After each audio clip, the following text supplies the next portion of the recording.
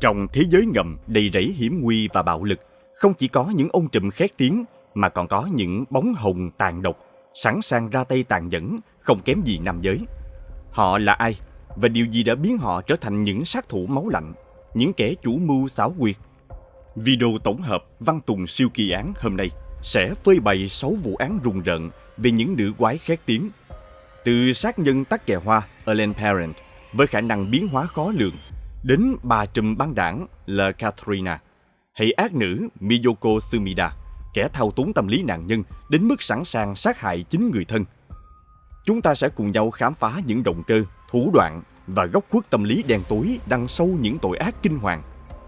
Trước khi bắt đầu, đừng quên ấn like và subscribe Văn Tùng siêu kỳ án để ủng hộ kênh nhé. Cảm ơn các bạn rất nhiều. 1. Vụ án nữ sát nhân chế biến nạn nhân thành xà phòng và bánh quy, ám ảnh nước Ý.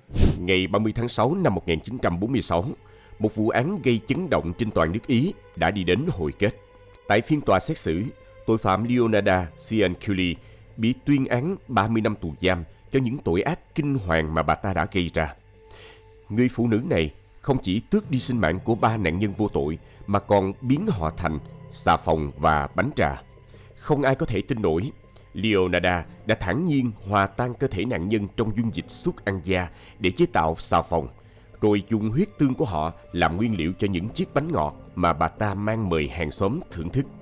Điều gì đã đẩy người phụ nữ này đến những hành động ghê rợn như vậy? Và tại sao bà ta lại tin rằng những tội ác này có thể cứu con trai mình khỏi lưỡi hái của tử thần? Leonarda Cianciulli sinh ngày 18 tháng 4 năm 1894 tại Montella, một thị trấn nhỏ thuộc tỉnh Avellino, nước Ý. Theo lời kể của người dân địa phương, mẹ của Leonarda là bà Emilia đã bị cha mẹ ép buộc phải lấy ông Salvatore Dinofai làm chồng, người mà bà gặp trong một chuyến xe ngựa trở về từ trường nữ tu. Người đàn ông này đã bắt cóc và ép buộc cô gái trẻ quan hệ không đồng thuận, sau đó sinh ra Leonarda. Chính vì thế, ngay từ khi chào đời, bà ta đã phải chịu đựng sự ghẻ lạnh và tàn nhẫn từ chính người mẹ của mình. Tuy nhiên, thông tin này chưa được kiểm chứng. Năm 1914, người phụ nữ bất hạnh này đã gặp Raffaele Fanzadi, một nhân viên bưu điện đã đem tới cho bà một hy vọng về cuộc sống mới. Năm 1917, hai người kết hôn bất chấp sự phản đối dữ dội từ cha mẹ, bởi vì bà Emilia có ý định gả con gái cho một người anh họ. Thậm chí, Leonarda còn bị chính mẹ ruột của mình nguyền rủa sẽ gặp bất hạnh đến cuối đời. Cuối cùng, để có một khởi đầu cho gia đình mới, Leonarda cùng chồng chuyển đến sống ở Lauria Volta, Irpinia. Nhưng chỉ vài năm sau, Raffaele đã trở thành một kẻ nghiện rượu. Ông ta không thể sống mà không có rượu, đến mức khiến cả gia đình rơi vào cảnh túng quẫn. Và Leonarda thậm chí phải ngồi tù vì tội lừa đảo để kiếm tiền mua rượu cho chồng. Năm 1930, một trận động đất mạnh 6,7 độ Richter khiến ngôi nhà của bà ta bị san phẳng và cả gia đình buộc phải chuyển về Correggio. Tuổi thơ bất hạnh mà Leonarda đã phải trải qua khiến người phụ nữ này nảy sinh tâm lý bảo vệ con cái một cách cực đoan. Leonarda có một ám ảnh kỳ lạ với việc làm mẹ. Có lẽ những tổn thương từ thời thơ ấu đã khắc sâu vào trong bà ta nỗi khao khát mãnh liệt được bảo vệ những đứa con của mình. Nhưng dường như lời nguyền của người mẹ ruột đã bám lấy cuộc đời của bà ta như một bóng ma không thể xua đuổi. Leonarda đã trải qua 17 lần mang thai, nhưng 13 lần đầu là những chuỗi ngày đầy đau đớn. 3 lần sảy thai và 10 đứa trẻ sơ sinh qua đời ngay khi còn nằm trong nôi. Những mất mát liên tiếp ấy không chỉ để lại trong lòng Leonarda một nỗi đau không gì bù đắp được, mà còn trở thành lý do đẩy bà ta vào con đường tội ác ghê rợn. Sau những mất mát, chỉ có 4 đứa con sống sót. Đối với Leonarda, chúng là tất cả. Người phụ nữ này đã bao bọc chúng một cách thái quá, như thể mỗi ngày đều lo sợ lời nguyền của mẹ mình sẽ cướp đi sự sống của các con. Trong lúc tuyệt vọng, Leonarda đã tìm đến một nhà tiên tri để hỏi về tương lai.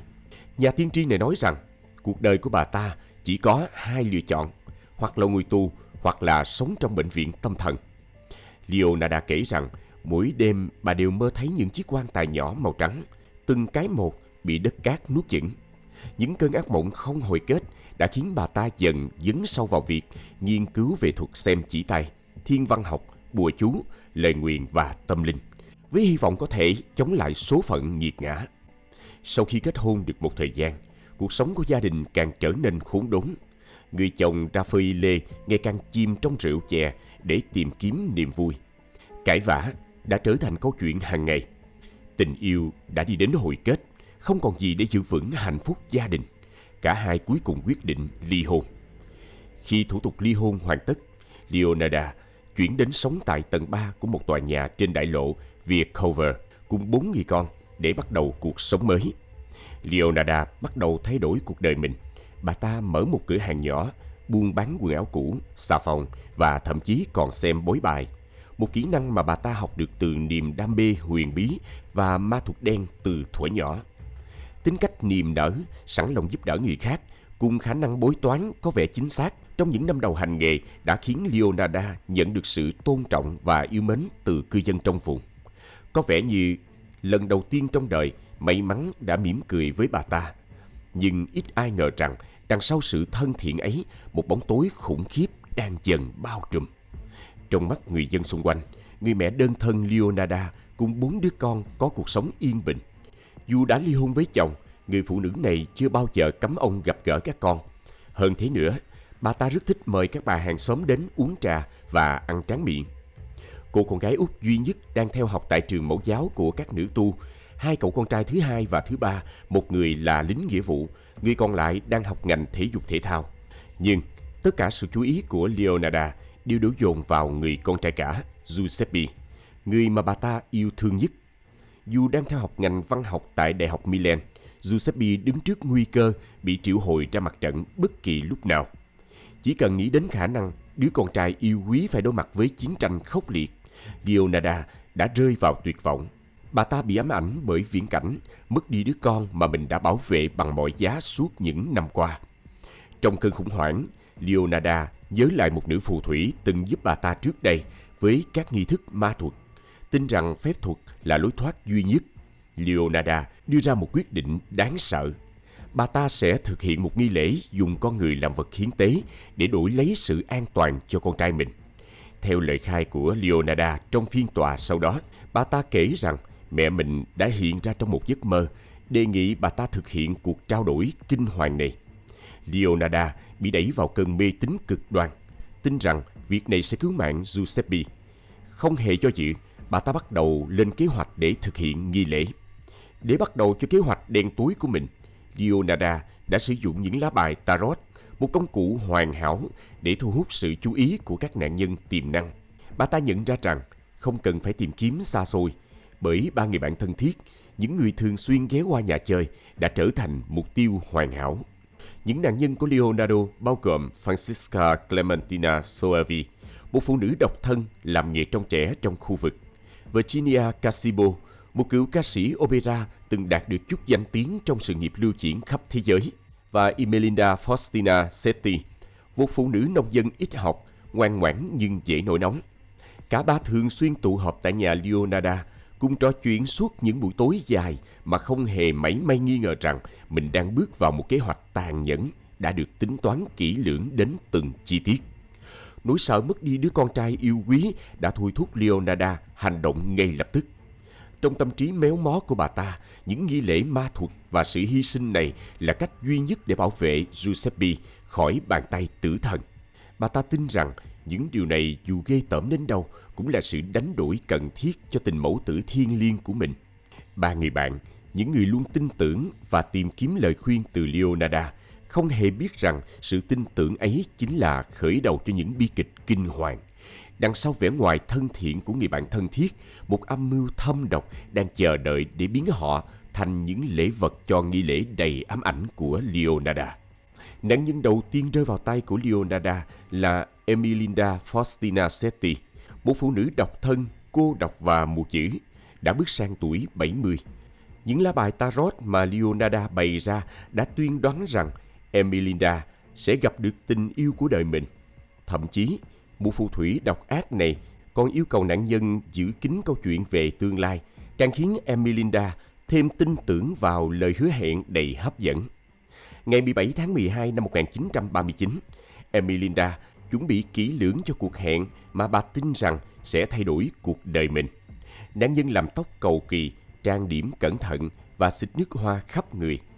Trong niềm vui sướng, bà ta đã tiết lộ với một số người quen rằng mình sắp kết hôn và sẽ chuyển đến một thành phố ở miền nam nước Ý để bắt đầu cuộc sống mới. Lần cuối cùng người dân Correggio nhìn thấy Emelinda là khi bà bước vào nhà Leonarda. Sau đó, không ai có thể liên lạc được với người phụ nữ bất hạnh này. Nhưng sự biến mất của bà không hề gây nghi ngờ, bởi mọi người đều tin rằng bà đã rời đi để gặp người đàn ông trong mộng ở thị trấn Pula.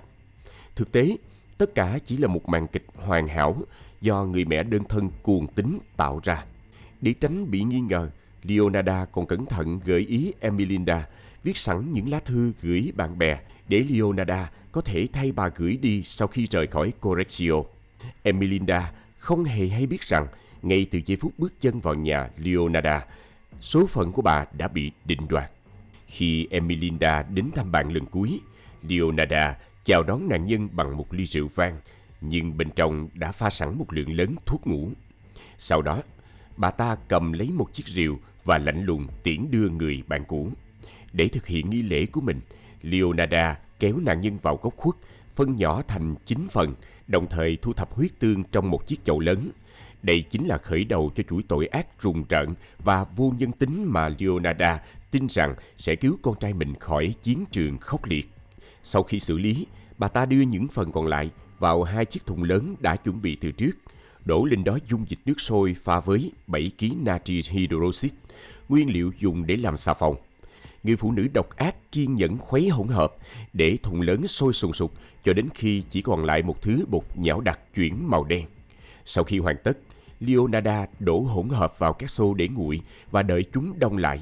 Nhìn những mảng xà phòng vừa tạo ra, Leonarda thản nhiên tự nhủ, chờ thì đủ dùng cho nửa năm rồi. Phần chất lỏng màu đỏ của nạn nhân, bà để đông lại rồi sấy khô trong lò nướng. Sau đó, Leonarda trộn thành phẩm với bột mì, đường, sô-cô-la, sữa và trứng, tạo thành những chiếc bánh quy giòn tan mà bà ta sẽ thản nhiên chia cho những vị khách ghé thăm, thậm chí mời các con mình ăn cùng. Cuộc sống ở Correggio vẫn tiếp diễn như bình thường, nhưng 9 tháng sau, vào ngày 5 tháng 9 năm 1940, Leonarda quyết định tiếp tục kế hoạch đen tối của mình. Lần này, nạn nhân mà bà ta chọn là Francesca Clementina Soavi, một giáo viên mẫu giáo hiền lành và dễ tin người. Leonarda vẽ nên một viễn cảnh tươi sáng, tiên đoán rằng Francesca sẽ sớm rời khỏi Correggio để đảm nhiệm vị trí giám đốc một trường nội trú ở Piacenza. Bà ta bịa ra câu chuyện rằng một người bạn thân của mình giám đốc ngôi trường đó đang cần một người thay thế và Francesca là lựa chọn hoàn hảo. Giống như lần trước, Leonardo khéo léo khuyên Francesca không tiết lộ tin vui này để tránh xui xẻo. Bà ta tiếp tục gợi ý người bạn viết những bưu thiếp gửi người thân, thông báo rằng mình sắp đi xa vì đã nhận được một công việc quan trọng ở Piacenza. Để hoàn thiện kế hoạch, Leonarda đề nghị được làm người quản lý tài sản của Francesca, chịu trách nhiệm bán những đồ dùng cần thiết trong thời gian bà đi xa. Tất cả đều diễn ra đúng như Leonarda sắp đặt.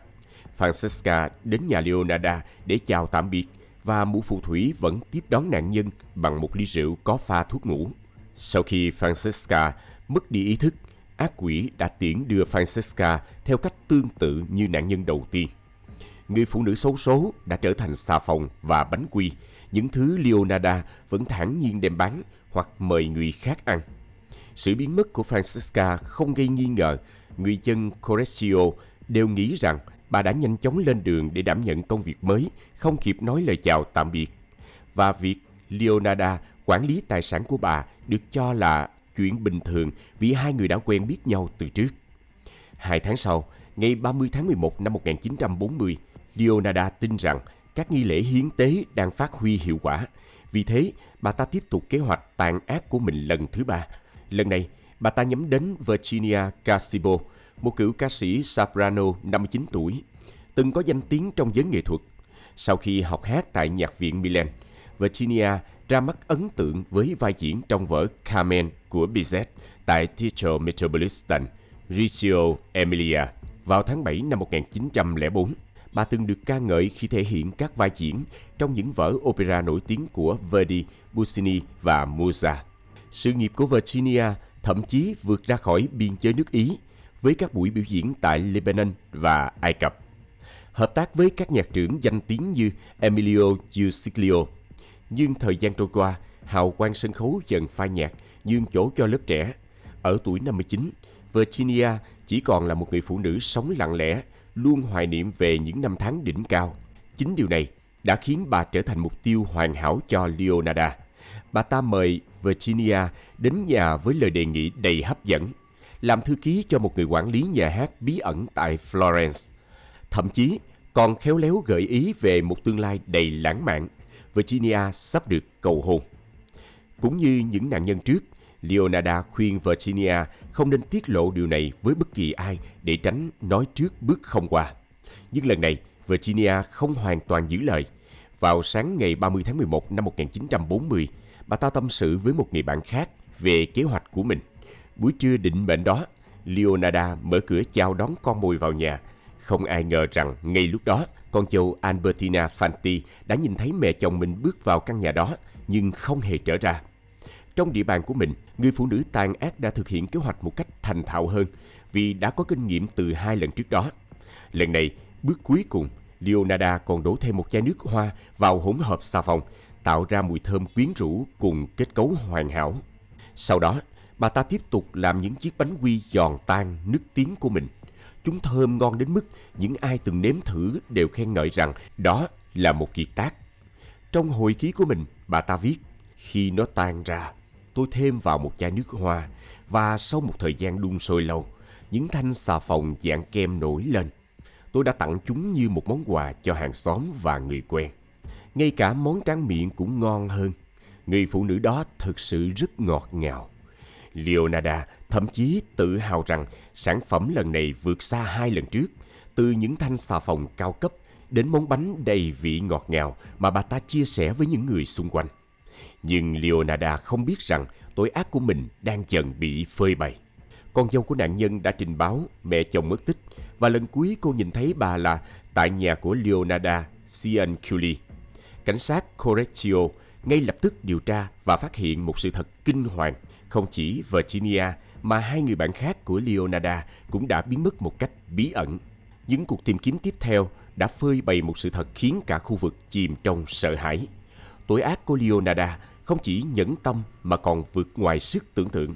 Hầu hết người dân xung quanh đều đã vô tình ăn bánh quy hoặc sử dụng xà phòng được tạo ra từ các nạn nhân. Khi khám xét nhà của Leonarda, cảnh sát phát hiện trang sức và nhiều vật dụng cá nhân của 3 nạn nhân được giấu dưới lớp gạch trong nhà. Ngoài ra, họ còn tìm thấy răng giả của 3 người phụ nữ. Trong căn phòng nhỏ, cảnh sát thu giữ 3 chiếc rìu, vài con dao và đặc biệt là chiếc nồi lớn mà mụ phù thủy đã sử dụng để xử lý các nạn nhân và biến họ thành xà phòng. Những công cụ và vật dụng kinh hoàng này hiện được trưng bày tại một bảo tàng tội phạm học. Khi bị bắt, Leonarda Cianciulli nhanh chóng thú nhận tất cả tội ác của mình mà không hề tỏ ra hối hận. Bà ta thản nhiên kể lại từng chi tiết rùng rợn về cách lên kế hoạch và thực hiện các vụ án, khiến những ai nghe xong đều không khỏi bàng hoàng và rùng mình. Ngày 20 tháng 7 năm 1946, Leonarda bị kết tội với 3 cáo buộc chính: gây án mạng cho 3 nạn nhân, chiếm đoạt tài sản của họ và xúc phạm đến danh dự của những người đã khuất.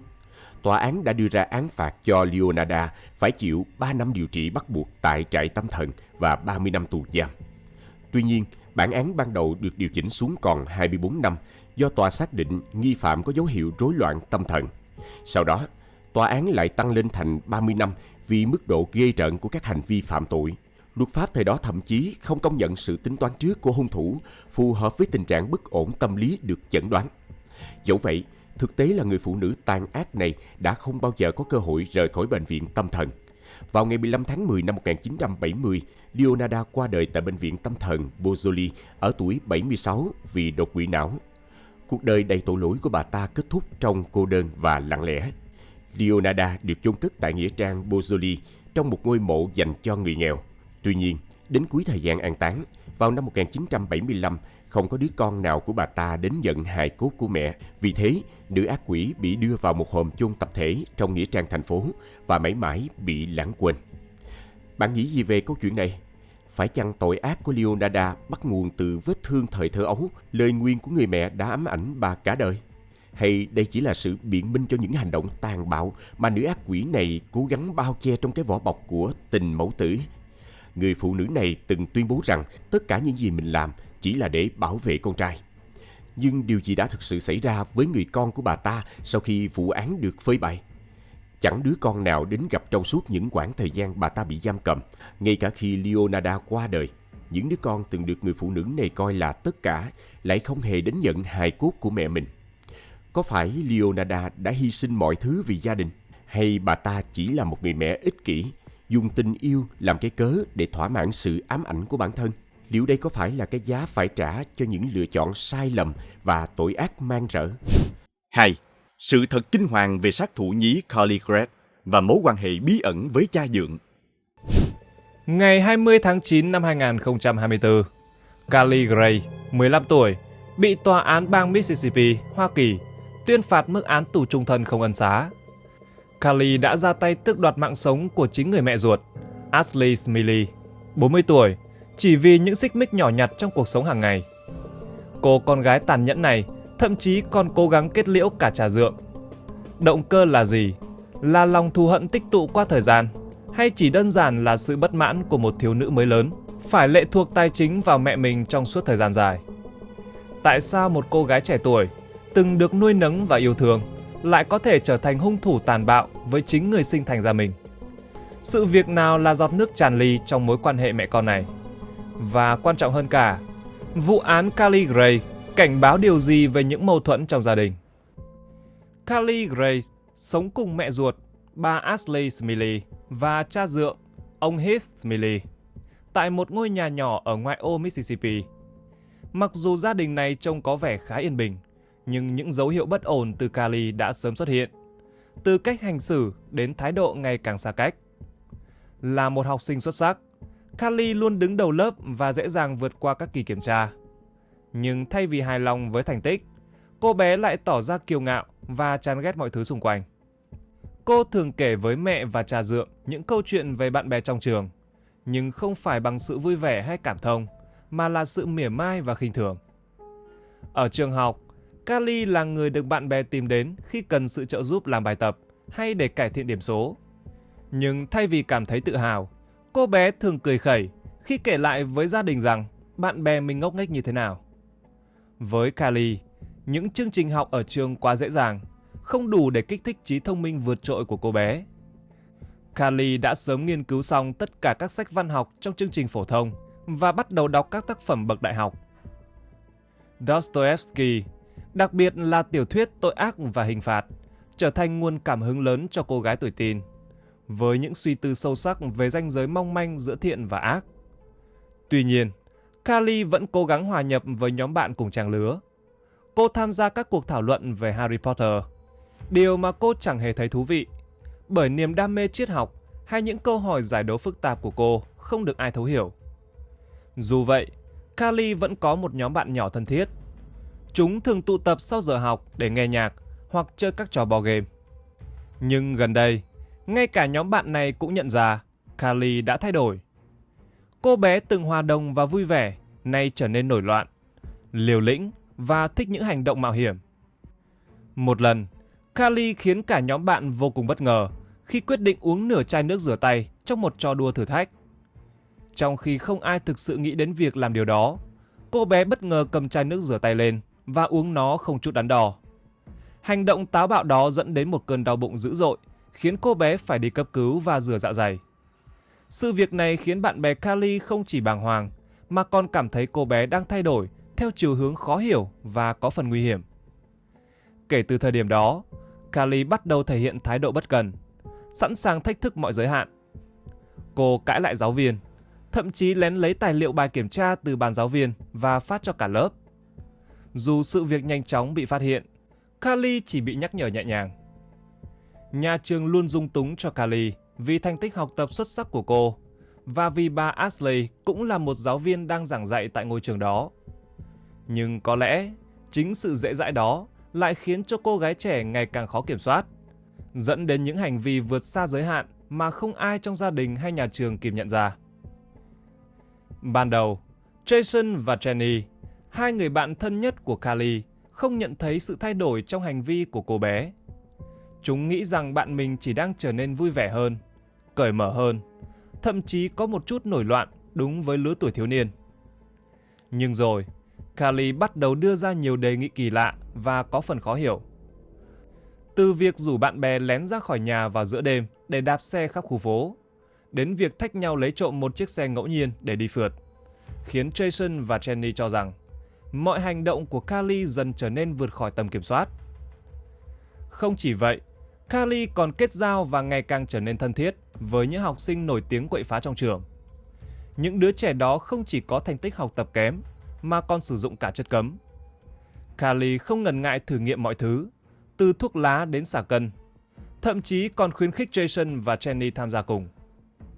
Dù cả hai đều từ chối, nhưng chúng vẫn chứng kiến sự liều lĩnh của Carly ngày càng một gia tăng. Sau sự việc Carly uống nửa chai nước rửa tay, từ một trò đùa biến thành thảm họa, cô bé vẫn không dừng lại. Carly mang dao đến trường, nghịch trong giờ ra chơi, và thậm chí ném mạnh xuống đất để nhìn cách nó ghim sâu vào sân. Những hành động này, dù chưa gây ra hậu quả nghiêm trọng, nhưng đã khiến Jason và Jenny vô cùng lo lắng. Carly không còn chỉ dừng lại ở những trò nghịch dại, mà còn có những dấu hiệu rõ ràng cho thấy cô bé đang tự hủy hoại bản thân. Thế nhưng, lời khuyên từ bạn bè chẳng thể lay chuyển Carly, bởi cô bé không còn quan tâm đến việc học hành hay tương lai. Dường như Carly chỉ muốn thử thách mọi giới hạn, bất chấp hậu quả. Sau nhiều lần đắn đo, hai người bạn quyết định báo với bà Ashley Smiley về những gì đang xảy ra. Jason và Jenny quyết tâm rằng chúng không thể đứng nhìn Carly đi sai đường. Kế hoạch của cả hai được tính toán khá cẩn thận. Jenny sẽ giữ Carly tại nhà ăn, trong khi Jason gặp riêng bà Ashley để bày tỏ những lo lắng. Hai người bạn biết rằng Carly có lẽ sẽ tức giận, thậm chí cắt đứt tình bạn khi biết sự thật. Nhưng cả hai đều tin rằng việc giúp Carly quay trở lại đúng hướng là điều quan trọng hơn tất cả. Ngày hôm đó, ngày 19 tháng 3 năm 2024, Carly có vẻ xa cách hơn thường lệ. Cô bé ngồi một mình trong nhà ăn, lặng lẽ nghịch cái nĩa trong khay thức ăn, đổ sữa ra bàn mà không hề chú ý. Khi Jenny gọi tên, Carly chỉ thờ ơ nhìn lên, ánh mắt lạc lõng như đang đắm chìm trong một suy nghĩ của riêng mình. Trong khi đó, Jason đã gặp bà Ashley để nói về sự việc. Cậu khuyên bà hãy chờ đến ngày hôm sau để trò chuyện, tránh để Carly nghi ngờ rằng bạn mình đã mách lèo. Sau khi bày tỏ mọi thứ, Jason và Jenny cảm thấy nhẹ nhõm hơn. Cả hai tin rằng cuối cùng mình đã làm điều đúng đắn để giúp bạn. Tuy nhiên, chỉ vài giờ sau, mọi chuyện bất ngờ rẽ sang một hướng khác. Cả Jason và Jenny đều nhận được tin nhắn từ Carly. Nội dung chỉ vỏn vẹn vài dòng, nhưng đủ để làm chúng hoảng sợ. Tớ cần giúp đỡ gấp. Cứu tớ, tớ gây họa rồi. Jenny đã nhờ cha trở đến nhà bạn chỉ sau 10 phút vì hai người ở khá gần nhau. Khi thấy Carly đứng trước hiên nhà, Jenny nghĩ rằng không có việc gì nguy hiểm. Có lẽ bạn mình đang chơi một trò chơi nào đấy mà thôi. Dù vậy, cô bé vẫn hỏi xem bạn mình có chuyện gì không, trong khi tiến lại gần. Thế nhưng, câu trả lời giận người của Carly đã khiến Jenny bàng hoàng và không thể đứng vững. Với ánh mắt vô hồn, Carly nói, cậu đã bao giờ thấy người không còn sống chưa? Và thản nhiên dẫn bạn mình vào nhà để xem một cảnh tượng kinh hoàng. Sau khi Jason nhận được tin nhắn mới từ Jenny mới vội vã chạy đến nhà Carly. Tuy nhiên, lúc đó, khu phố đã bị phong tỏa. Cảnh sát xuất hiện ở khắp nơi. Đèn báo hiệu nhấp nháy làm sáng rực cả một góc trời. Carly lúc này không còn ở trong nhà, mà đang trốn trong một ống cống thoát nước bên lề đường. Rất nhanh chóng sau đó, cô bé đã bị cảnh sát bắt giữ mà không có bất kỳ phản kháng nào. Chính thái độ lạnh lùng của Carly khi ấy mới là điều khiến tất cả mọi người sửng sốt. Carly, một cô gái tuổi teen, trông nhỏ bé và mong manh trong bộ quần áo giản dị, hoàn toàn không giống một hung thủ vừa gây ra tội ác. Khi một viên cảnh sát kiểm tra lòng bàn tay của Carly để tìm dấu vết thuốc súng, cô bé thậm chí vẫn bình thản hỏi, cha dượng của cháu có còn ổn không? Ngôi nhà nơi gia đình Carly sống được lắp đặt camera giám sát. Trong đó có 2 chiếc sở hữu những bằng chứng quan trọng. Một chiếc trong bếp dẫn ra sân sau và một chiếc trong gara. Chính những đoạn băng trong camera giám sát này đã giúp cảnh sát phát hiện ra tình tiết then chốt của vụ án. Theo đoạn băng, Carly và mẹ trở về nhà vào buổi chiều. Sau khi ra khỏi bếp, bà Ashley đi thẳng vào phòng Carly để kiểm tra con gái. Trong video, Carly xuất hiện với những hành động vô cùng kỳ lạ. Cô bé mở cửa cho 2 chú chó Golden Retriever của gia đình từ sân sau vào. Nhưng thay vì vui đùa với chúng như thường lệ, Carly rón rén đi qua bếp một cách cẩn trọng, dừng lại lắng nghe xung quanh và liếc nhìn góc nhà trước khi biến mất khỏi khung hình. Khi quay trở lại, có thể nhìn thấy Carly giấu một khẩu súng sau lưng. Sau đó, tiếng súng vang lên cùng với một tiếng hét đau đớn và ngôi nhà dần chìm vào tĩnh lặng. 2 chú chó lập tức cụp đuôi, hoảng sợ chạy trốn vào góc bếp. Carly lại xuất hiện trên camera, cầm điện thoại nhắn tin cho bạn bè một cách vô cùng bình tĩnh. Dường như những chuyện xảy ra trước đó không hề liên quan đến cô bé. Ít phút sau, từ căn phòng nơi bà Ashley bị bắn, vang lên một âm thanh yếu ớt. Cô bé quay trở lại kiểm tra, nhưng không có gì bất thường. Khi Carly trở lại bếp, cô nhẹ nhàng nói với 2 chú chó rằng không sao đâu, như thể để trấn an, rồi thả chúng ra sân sau. Đúng lúc này, người bạn Jenny của cô bé cũng vừa đến nơi. Khi thấy bạn mình, Carly lạnh lùng hỏi, cậu đã bao giờ thấy người không còn sống chưa? Tớ đã bắn 3 phát vào mẹ, giờ còn 3 phát nữa dành cho cha dượng. Sau đó, Carly yêu cầu Jenny ra sân sau cùng 2 chú chó và Jenny nhanh chóng làm theo. Trong khi đó, cô con gái bất trị cầm điện thoại của mẹ để giả danh nhắn tin cho cha dượng. Anh sắp về chưa, anh yêu. Cha dượng của Carly, ông Heath, khi ấy đang trên đường về nhà nên đã trả lời, anh gần đến rồi. Khi ông vừa bước vào cửa, Carly lập tức nổ súng nhưng phát bắn không chính xác. Viên đạn sượt qua cổ của Heath khiến ông bị thương, nhưng may mắn không nguy hiểm đến tính mạng. Trong cơn hoảng loạn, ông Heath nhanh chóng lao tới, hất văng khẩu súng khỏi tay Carly. Đến khi đó, Carly mới hoảng sợ rồi bỏ chạy và trốn vào trong một ống cống thoát nước gần nhà. Chính ông Heath là người đã gọi cảnh sát. Trong cuộc gọi khẩn cấp đến tổng đài 911, giọng ông run rẩy rồi hét lên, con nuôi của tôi vừa cố lấy mạng tôi. Nó đã xử lý mẹ nó rồi. Tôi không thể tin được. Ông hoảng loạn đến mức nhân viên trực tổng đài lúc đầu còn nhầm giọng ông với một người phụ nữ. Khi cảnh sát đến hiện trường, ông Heath không thể bước ra khỏi nhà mà chỉ ngồi thẫn thờ dưới đất. Theo lời khai ban đầu, Heath và Ashley gặp nhau vào năm 2019, kết hôn năm 2020. Carly không phải con ruột của ông. Khi cô bé 9 tuổi, Heath đã trở thành một thành viên mới trong gia đình và đối xử với Carly như con gái ruột. Ông đưa cô bé đi học các lớp ngoại khóa, học karate và làm tròn vai trò của một người cha trong gia đình. Cha ruột của Carly là một người không mấy thân thiện. Dù ông được phép gặp Carly, nhưng những lần gặp gỡ đó không đem lại những điều tích cực cho sự phát triển của trẻ em, nhất là trong giai đoạn dậy thì. Ví dụ, ông ta hút thuốc lá trước mặt Carly và cố ý thổi khói vào mặt con gái khi cô bé nói về tác hại của khói thuốc. Ông ta còn sử dụng chất kích thích trước mặt cô bé khi Carly 12 tuổi. Ông ta đưa cho con gái một chai bia và yêu cầu cô bé uống cùng mình. Có lẽ vì những hành vi của người chồng cũ mà việc Carly bị phát hiện dùng chất cấm đã trở thành cú sốc lớn đối với Ashley. Vì lo sợ chồng cũ sẽ có những hành vi quá khích, Ashley thường để một khẩu súng 357 Magnum không nạp đạn dưới đệm giường trong phòng ngủ. Và khẩu súng đó đã bị Carly lấy để gây án mạng vào ngày 19 tháng 3. Một tuần trước vụ án, Carly viết trong nhật ký, có tiếng nói vang lên trong đầu mình. Chúng tôi đùa giỡn như thể là bạn bè của nhau. Có lẽ tôi nên viết nhật ký trở lại. Đó là thói quen tốt. Tôi vẫn chưa quyết định có nên kể điều này với nhà trị liệu ngày mai hay không. Trong cùng cuốn nhật ký, có một trang bị vò nát với dòng chữ ở giữa. Hình như tôi không chịu nổi nữa. Xung quanh dòng chữ này là các từ viết theo hình xoắn ốc. Cứu tôi, và xin lỗi. Khi được hỏi về những ghi chép này, Carly cho biết cô không nhớ là mình đã viết chúng. Trên một trang nhật ký khác bị xuyên thủng bởi ngòi bút chì, Carly viết: niềm tin của tôi, Chúa không tồn tại. Thiên đường và địa ngục chỉ là bịa đặt. Bạn không cần gia đình. Chúng ta tự định đoạt số phận của mình. Chúng ta không thuộc về ai cả. Hãy yêu bản thân. Chúng ta không cần phải nổi bật. Ai đó có mặt xấu là điều bình thường. Đôi khi cần bước vào bóng tối để thấy ánh sáng thật sự. Ảo tưởng lớn nhất của đời người là sự ngây thơ.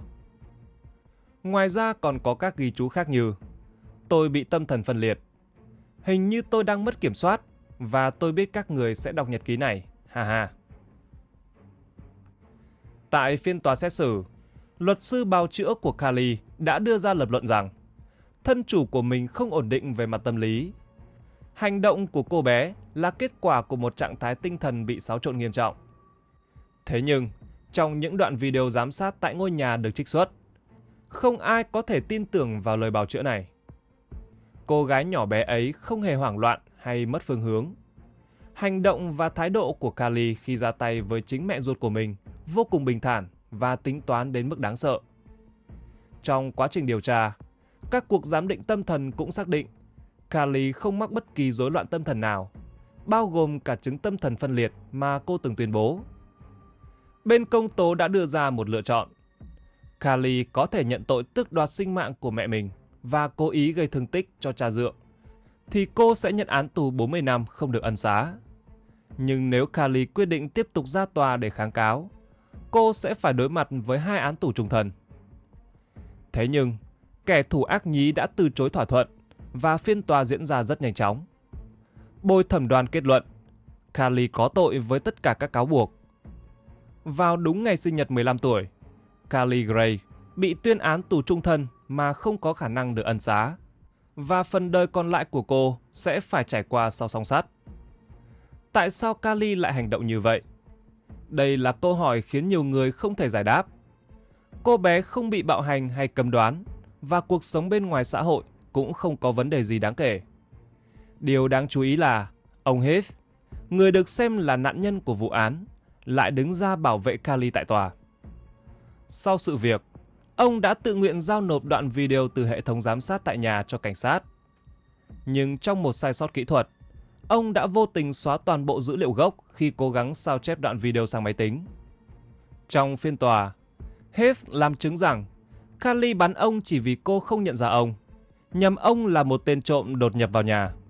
Ông còn cố gắng giảm nhẹ tội cho Carly, bảo vệ cô bé trước những lời cáo buộc nghiêm trọng nhất. Đáng chú ý hơn cả là một khoảnh khắc gây chấn động. Khi công tố viên yêu cầu Heath chỉ ra người đã bắn ông mỉm cười, chỉ vào Carly và cô bé đáp lại bằng một nụ cười. Cảnh tượng đó khiến nhiều người tại tòa cảm thấy khó hiểu. Một đoạn video từ phiên tòa ghi lại khoảnh khắc Heath nhìn con gái nuôi và gật đầu, thì thầm bố yêu con. Thật khó tin khi câu nói này đến từ một người đàn ông vừa mất đi người vợ yêu thương dưới tay chính cô bé mà ông đang cố bảo vệ, và còn bị cô bé ấy ám sát không thành công. Sức mạnh từ tình yêu thương, tha thứ tất cả của Heath dành cho Carly là một điều khó lý giải. Phải chăng Heath thực sự bị cô con gái nuôi thao túng? Hay ông đang cố gắng che giấu một bí mật sâu kín hơn về gia đình này? Ngay cả khi không có bằng chứng nào cho thấy Heath có hành động không đúng mực với con gái nuôi, nhưng những chi tiết kỳ lạ trong vụ án vẫn khiến dư luận không khỏi băn khoăn. Heath thực sự là người cha dượng đầy lòng bao dung, bất chấp tất cả để bảo vệ đứa con gái mà ông yêu thương? Hay Carly đã nắm giữ một điều gì đó đủ sức nặng khiến ông không thể đứng về phía công lý? Những mâu thuẫn trong lời khai, hành vi kỳ lạ tại phiên tòa và cả sự tương tác khó lý giải giữa hai người đã biến vụ án của Carly Gray trở thành một bí ẩn ám ảnh, không chỉ về tội ác mà còn về bản chất con người. 3. Vụ án Ellen Parent, nữ sát nhân tắc kè hoa bị truy nã gắt gao nhất thế giới. Trong thế giới tội phạm, có những kẻ sát nhân hành động theo bản năng, nhưng cũng có những kẻ săn mồi kiên nhẫn, tính toán từng bước đi của mình như một nghệ sĩ múa rối bậc thầy.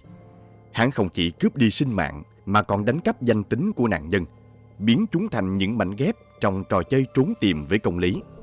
Vào những năm 1990, Một kẻ sát nhân như vậy đã xuất hiện, với khả năng biến hóa đến mức phi thường. Chỉ trong vòng vài giờ, kẻ đó có thể là một nữ doanh nhân thành đạt người Anh, một người đàn ông bí ẩn hay một phụ nữ Mỹ bình thường. Mỗi lần xuất hiện là một diện mạo mới, một giọng nói khác và một câu chuyện đời hoàn toàn khác biệt. Đó là Alan Parent, kẻ sát nhân được mệnh danh là Tắc Kè Hoa, người đã khiến FBI và Scotland Yard phải bó tay suốt gần 2 thập kỷ. Năm 1989, ở tuổi 34, Beverly McGowan đang trong quá trình hàn gắn vết thương lòng sau những mất mát đau đớn. Sự ra đi đột ngột của hai người bạn trai trước trong 2 vụ tai nạn xe hơi riêng biệt đã để lại trong cô nỗi ám ảnh và sự cô đơn tột cùng. Mặc dù cố gắng mở lòng với những mối quan hệ mới, nỗi sợ mất mát lại ập đến, khiến Beverly luôn tìm cách lảng tránh khi tình cảm trở nên sâu đậm.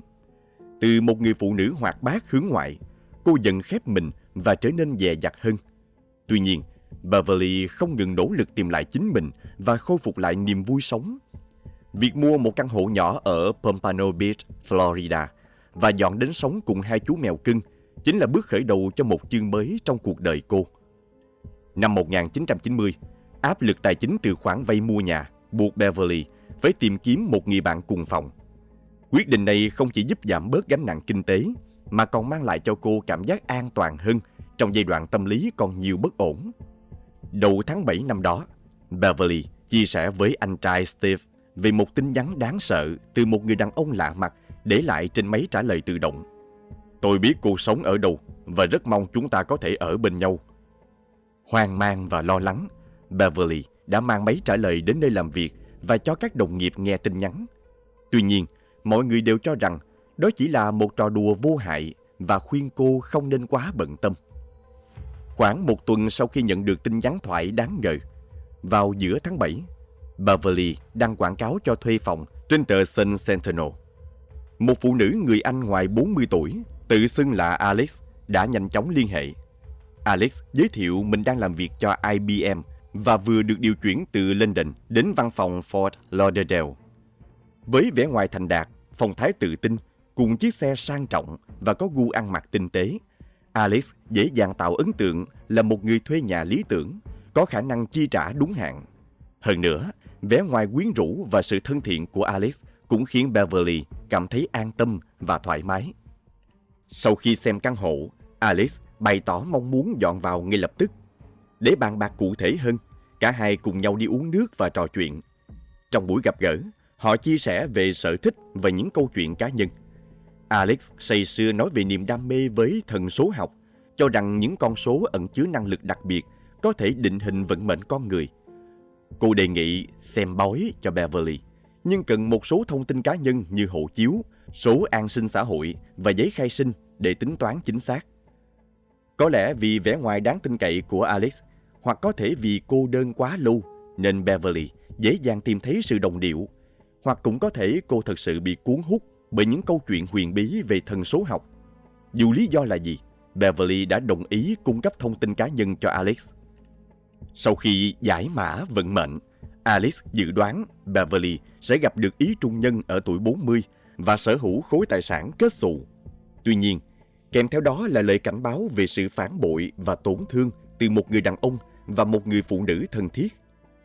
Đáng buồn thay, phần sau của lời tiên tri này đã ứng nghiệm một cách nghiệt ngã. Vào tối ngày 17 tháng 7 năm 1990, chỉ vài ngày sau khi Alex dọn đến, Beverly đột nhiên biến mất, không để lại dấu vết. 2 ngày sau, gia đình và bạn bè nhận được những lá thư từ biệt khó hiểu. Trong đó Beverly nói rằng cô sẽ bán căn hộ và bắt đầu một cuộc sống mới mà không tiết lộ địa điểm cụ thể. Trong thư gửi anh trai, cô viết: "Em làm điều này vì em cảm thấy nó đúng. Khi em quay lại, em sẽ tốt hơn và hạnh phúc hơn." Những lá thư được gửi từ Miami với dấu bưu điện ngày 18 tháng 7 khiến gia đình vô cùng lo lắng, bởi hành động này hoàn toàn trái ngược với tính cách của Beverly.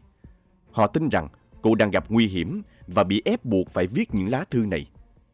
Nỗi lo sợ càng gia tăng khi họ biết Beverly đã gửi điện tín cho công ty thế chấp, ủy quyền cho họ tịch thu căn hộ và xử lý tài sản của cô. Khi Steve và Jen, anh chị của Beverly, đến căn hộ của cô, Họ chỉ thấy một không gian trống rỗng và lạnh lẽo.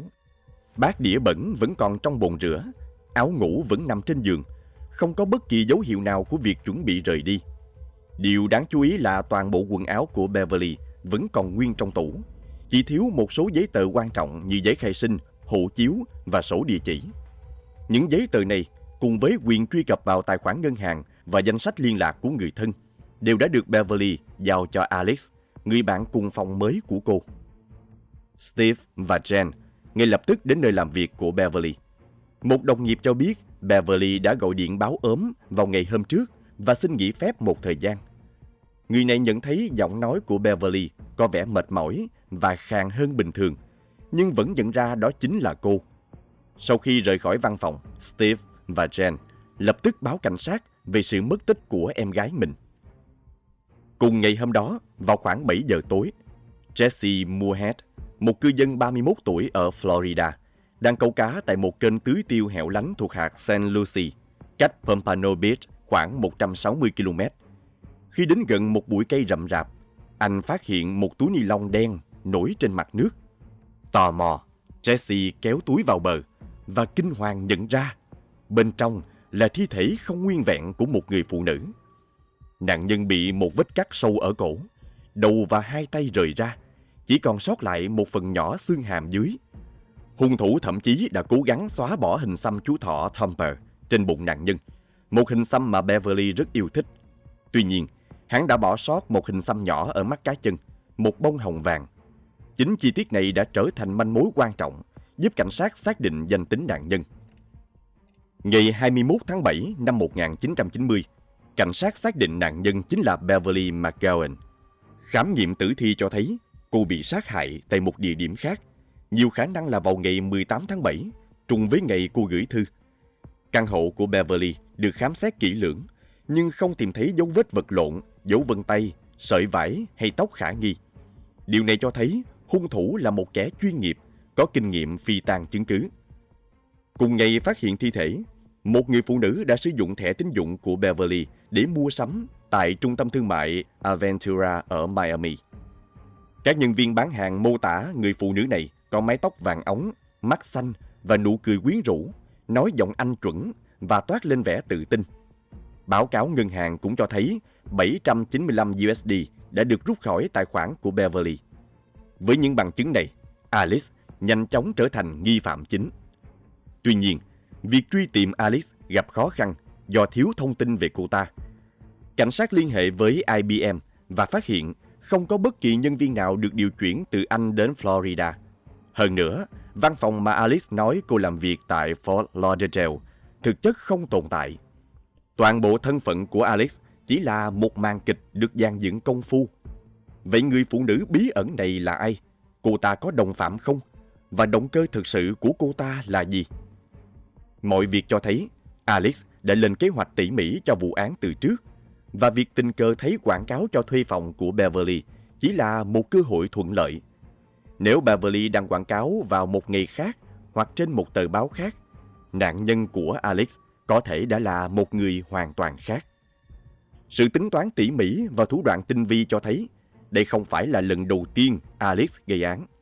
Các nhà điều tra nhận định cô ta có đồng phạm. Ngày hôm sau khi thi thể Beverly được phát hiện, một người tự xưng là Sam đã xuất hiện tại công ty lữ hành Thunderbird ở Miami và sử dụng thẻ tín dụng của nạn nhân để thuê một chiếc xe Avis. Để che giấu danh tính, Sam đã cải trang thành một phụ nữ với tóc giả đen dài và kính gọng oval, giống hệt ngoại hình của Beverly. Hắn ta nói giọng Anh và đặt vé máy bay của British Airways, chuyến bay 292, dự định rời khỏi Mỹ 2 ngày sau đó. Điểm đến của Sam là sân bay Heathrow, London, một trung tâm hàng không quốc tế sầm uất. Ngay khi máy bay hạ cánh, một người đàn ông xuất hiện và tìm đến chiếc xe đã được đặt trước dưới tên Beverly. Với vẻ mặt bình thản đến đáng ngờ, hắn sử dụng thông tin thẻ tín dụng của nạn nhân để hoàn tất thủ tục. Đó chính là Sam sau khi đã thay bỏ lớp cải trang. Tuy nhiên, kế hoạch của hắn gặp trục trặc khi gia đình Beverly kịp thời khóa thẻ tín dụng. Nhưng với sự nhanh trí, Sam đã dùng tiền mặt để thanh toán và lái xe rời khỏi sân bay, biến mất vào màn đêm London. Kể từ đó, không ai còn thấy hắn ta. để lại một dấu hỏi lớn cho cuộc điều tra. Việc phát hiện các giao dịch bất thường tại London bằng thẻ tín dụng của Beverly đã khiến cuộc điều tra mở rộng sang quy mô quốc tế. Các nhà điều tra Mỹ ngay lập tức liên hệ với phía Anh để phối hợp truy tìm kẻ để sử dụng trái phép thẻ tín dụng của nạn nhân. Cảnh sát Anh tập trung lực lượng tại sân bay Heathrow, nơi Sam dự định trả xe. Tuy nhiên đến giờ hẹn, nghi phạm đã biến mất không để lại dấu vết. Chiếc xe được tìm thấy tại một bãi đậu xe gần sân bay trong tình trạng đã được lau chùi kỹ lưỡng. Điều này càng khiến vụ án thêm phức tạp. Nghi ngờ Sam đã sử dụng danh tính giả để rời khỏi Anh. Cảnh sát triển khai một cuộc truy lùng quy mô lớn trên các chuyến bay đến Mỹ. Hàng chục thám tử được điều động đến các sân bay, kiểm tra gắt gao từng hành khách. Nhưng mọi nỗ lực đều không mang lại kết quả. Manh mối duy nhất còn lại là chuyến bay 292 của British Airways mà Sam được cho là đã đặt vé. Cảnh sát Mỹ rà soát danh sách hành khách, nhưng không tìm thấy bất kỳ dấu vết nào của Alice hay Sam. Cả hai dường như đã tan biến vào không khí, để lại một vụ án bí ẩn chưa có lời giải. Tên của Beverly cũng không có trong danh sách, chứng tỏ không ai trong số họ sử dụng hộ chiếu của cô để lên máy bay, và nghi phạm đã sử dụng một danh tính khác. 6 ngày sau khi phát hiện thi thể Beverly, vào ngày 25 tháng 7 năm 1990, chiếc Volkswagen Fox màu đỏ của cô được tìm thấy tại một nhà nghỉ gần sân bay quốc tế Miami. Chiếc xe đã ở đó 5 ngày. Việc lấy dấu vân tay không thu được kết quả, nhưng cảnh sát tìm thấy 4 sợi tóc giả màu đen trên tựa đầu ghế lái. Các nhà điều tra bắt đầu kiểm tra từng hành khách trên chuyến bay 292, nhưng do vướng mắc về thẩm quyền, quá trình này diễn ra rất chậm. Cuối cùng, sau 6 năm điều tra, vào năm 1996, thám tử Rena Crowninshield đã phát hiện ra một chi tiết chấn động. Một hành khách mang quốc tịch Anh tên Sylvia Ann Hawkinson, ngồi ghế 18C, đã qua đời trước khi chuyến bay khởi hành. Làm thế nào một người đã qua đời có thể lên máy bay? Câu hỏi này đã mở ra một bước ngoặt quan trọng trong vụ án. Năm 1991, một phụ nữ nói giọng Anh bị bắt tại North Miami vì vi phạm luật giao thông. Cô ta tự xưng là Charlotte Ray Cowan và xuất trình giấy tờ tùy thân. Tuy nhiên, cảnh sát còn tìm thấy trong người cô ta thẻ căn cước mang tên Sylvia Ann Hawkinson và một thẻ khác mang tên Elaine Parent. Lúc bị bắt, người phụ nữ này đang đi cùng hai chú chó nhỏ. Charlotte bị tạm giam tại nhà tù quận nhưng được bảo lãnh ngay sáng hôm sau và nhận được giấy triệu tập của tòa án. Tuy nhiên, tại phiên tòa, một người phụ nữ khác cũng tên Charlotte Ray Cowan xuất hiện. Cảnh sát nhận ra đây mới là Charlotte Ray Cowan thật sự, còn người bị bắt trước đó là kẻ mạo danh. Charlotte Ray Cowan thật giải thích rằng nhiều năm trước, tại một quán bar ở Orlando, Florida, cô đã gặp một phụ nữ có vẻ ngoài quý phái, mắt xanh sắc sảo, nói giọng Anh và tự giới thiệu là Anne Tremond. Anne đã thuyết phục Charlotte cung cấp thông tin cá nhân để xem bói vận mệnh. Sau đó, Anne biến mất một thời gian, rồi bất ngờ xuất hiện trở lại trong tình trạng hoảng loạn, cầu xin Charlotte giúp đỡ bằng cách cho mượn giấy khai sinh để làm lại danh tính. Ban đầu Charlotte từ chối, nhưng trước những giọt nước mắt và vẻ sợ hãi của Anne, cô đã mềm lòng. Anne hứa sẽ trả lại giấy khai sinh và thực hiện đúng lời hứa. 3 tuần sau, Charlotte nhận được giấy khai sinh qua đường bưu điện. Cô không bao giờ gặp lại hay nghe tin gì từ Anne nữa, cho đến khi nhận được giấy triệu tập của tòa án vì một tội danh mà mình không hề thực hiện. Lúc này, Charlotte biết ngay ai là người đứng sau mọi chuyện. Chính là Anne, người phụ nữ đã bị bắt hôm đó. Nhưng tên thật của người phụ nữ này không phải Anne, Sylvia hay Alice. Cô ta là Elaine Antoinette Parent, một kẻ lừa đảo chuyên nghiệp người Mỹ, sau này được biết đến với biệt danh sát nhân tắc kè hoa.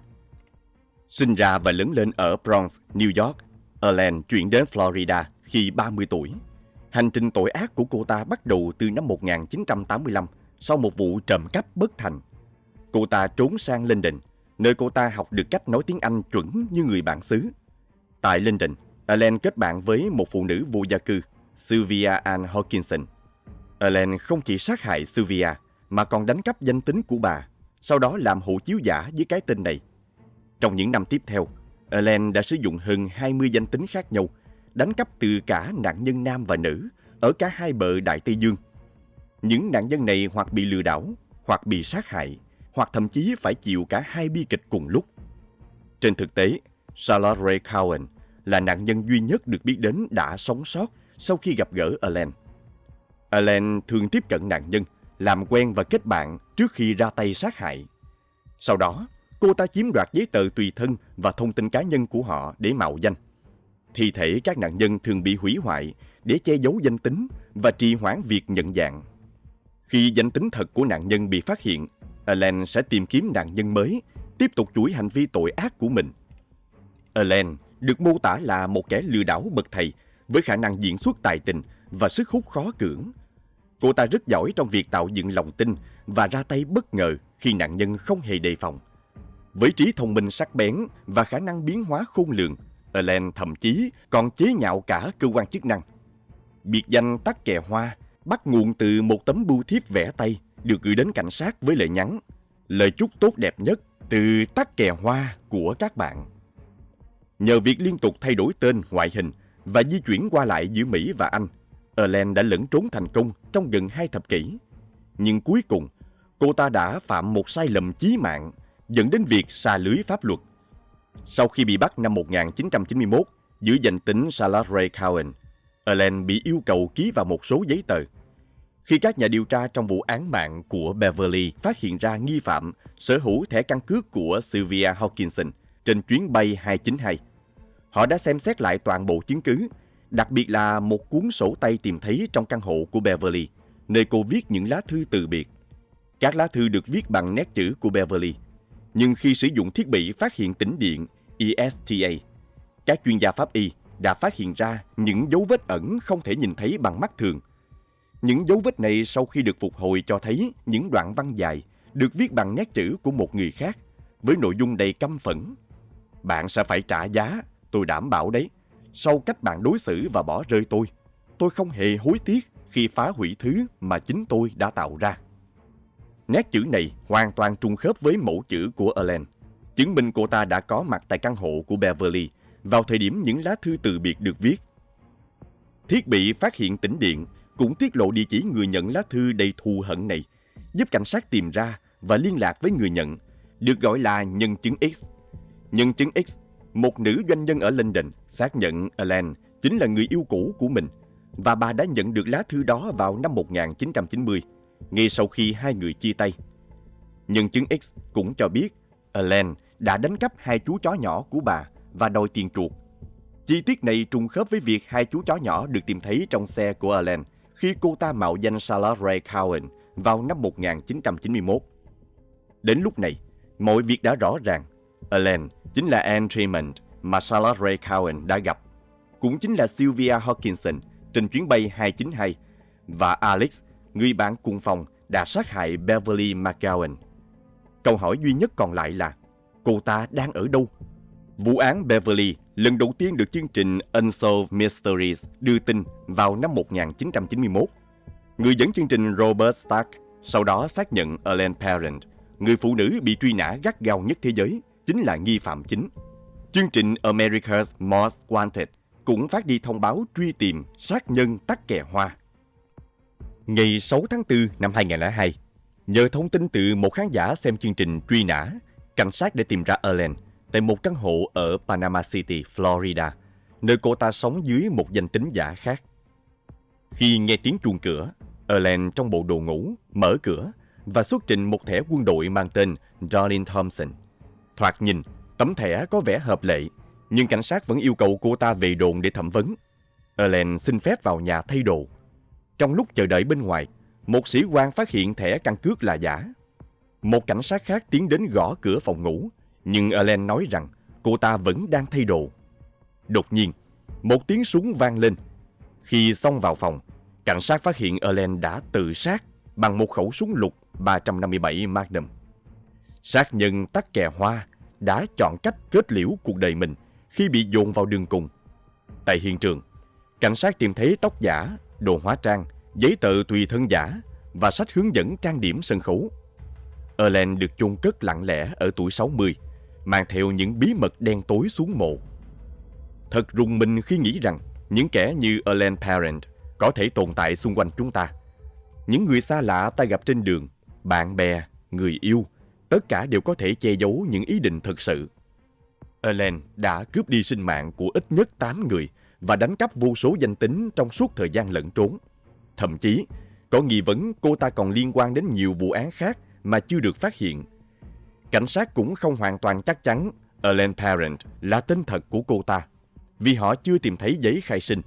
Có khả năng Ellen Parent cũng chỉ là một trong số các nạn nhân, một người mất tích chưa được trình báo hoặc một Jane Doe chưa được nhận dạng.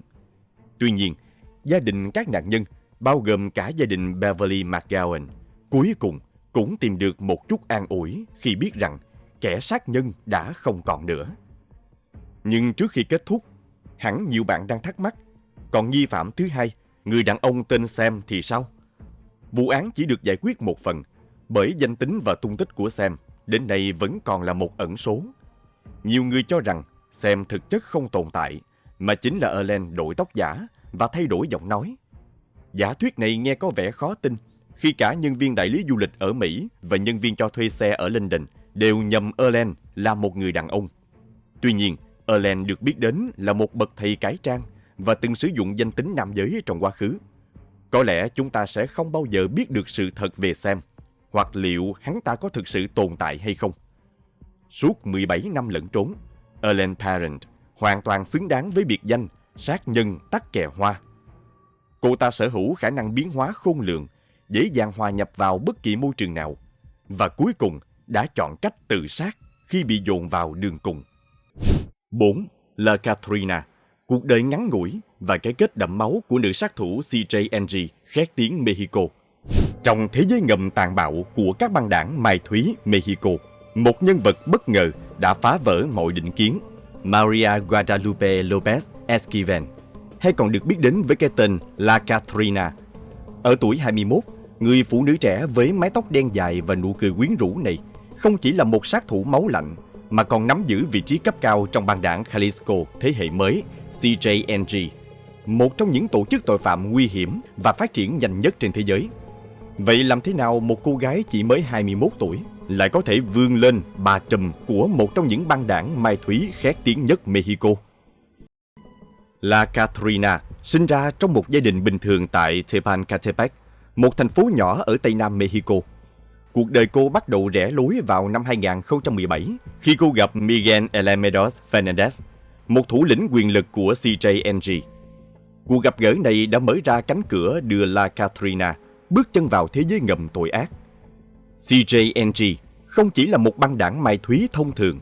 Được thành lập vào năm 2010 tại bang Jalisco, tổ chức này nhanh chóng vươn lên trở thành một trong những tập đoàn tội phạm nguy hiểm nhất trên thế giới. Chúng kiểm soát phần lớn nguồn cung mai thúy vào thị trường Mỹ, nơi nhu cầu dường như không bao giờ giảm. Thật trớ trêu, Jalisco, vùng đất từng nổi tiếng với điệu nhạc mariachi du dương và tequila thượng hạng, giờ đây đã bị bao phủ bởi bạo lực và sợ hãi. Dưới sự thống trị của CJNG, tiếng nhạc và niềm tự hào văn hóa đã phải nhường chỗ cho tiếng súng và những cuộc chiến đẫm máu. Đứng đầu đế chế tội phạm này là Nemesio Oseguera Cervantes, hay còn được gọi với biệt danh El Mencho, một trong những trùm mai thúy bị truy nã gắt gao nhất hành tinh. Mức độ nguy hiểm của hắn được thể hiện rõ qua khoản tiền thưởng kỷ lục 10 triệu đô la mà Cục Phòng chống ma túy Hoa Kỳ DEA treo thưởng cho bất kỳ thông tin nào dẫn đến việc bắt giữ hắn.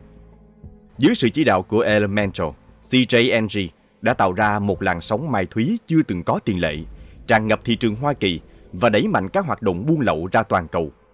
Điều khiến CJNG trở thành cơn ác mộng không chỉ nằm ở quy mô hoạt động của chúng, mà còn ở mức độ bạo lực và sự tàn nhẫn vượt ngoài sức tưởng tượng. Tổ chức này khét tiếng với những chiến thuật khủng bố dã man để mở rộng lãnh thổ, tiêu diệt đối thủ và gieo rắc nỗi sợ hãi.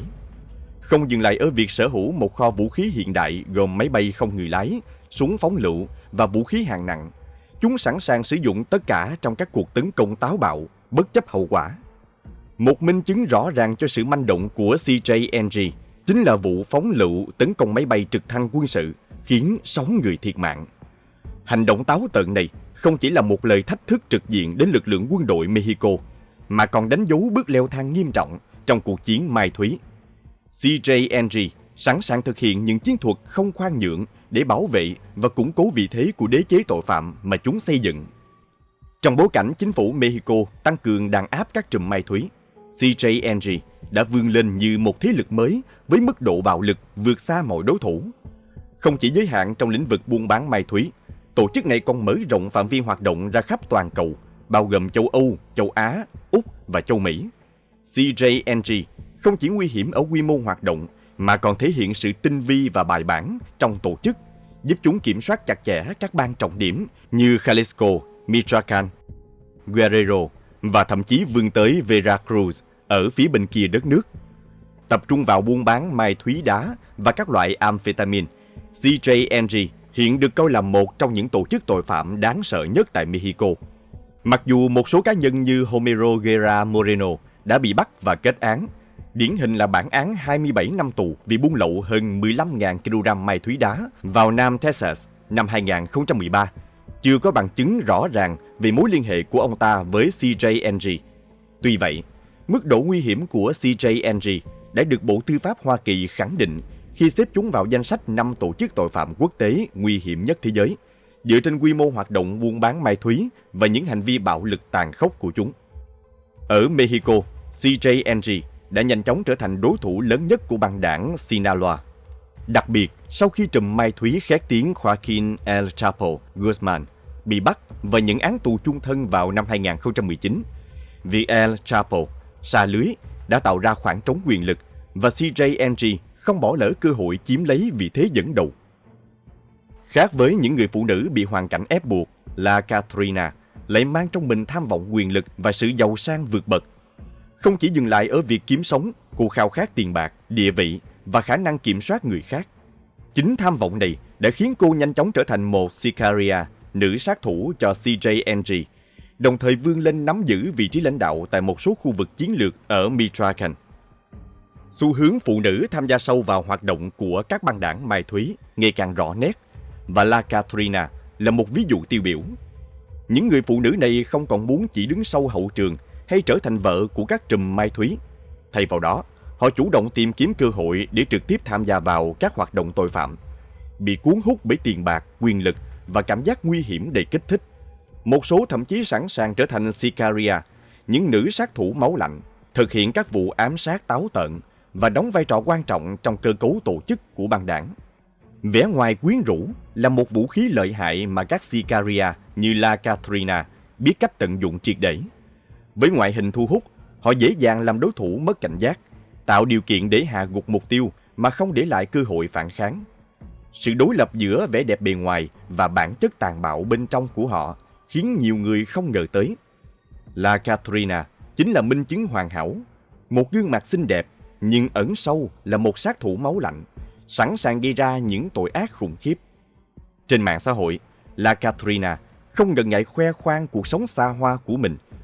Những bức ảnh chụp súng ống, tiền bạc và các buổi tiệc xa hoa được đăng tải công khai trên Instagram như một cách để khẳng định vị thế và sự liên quan của cô đến các hoạt động phi pháp của CJNG.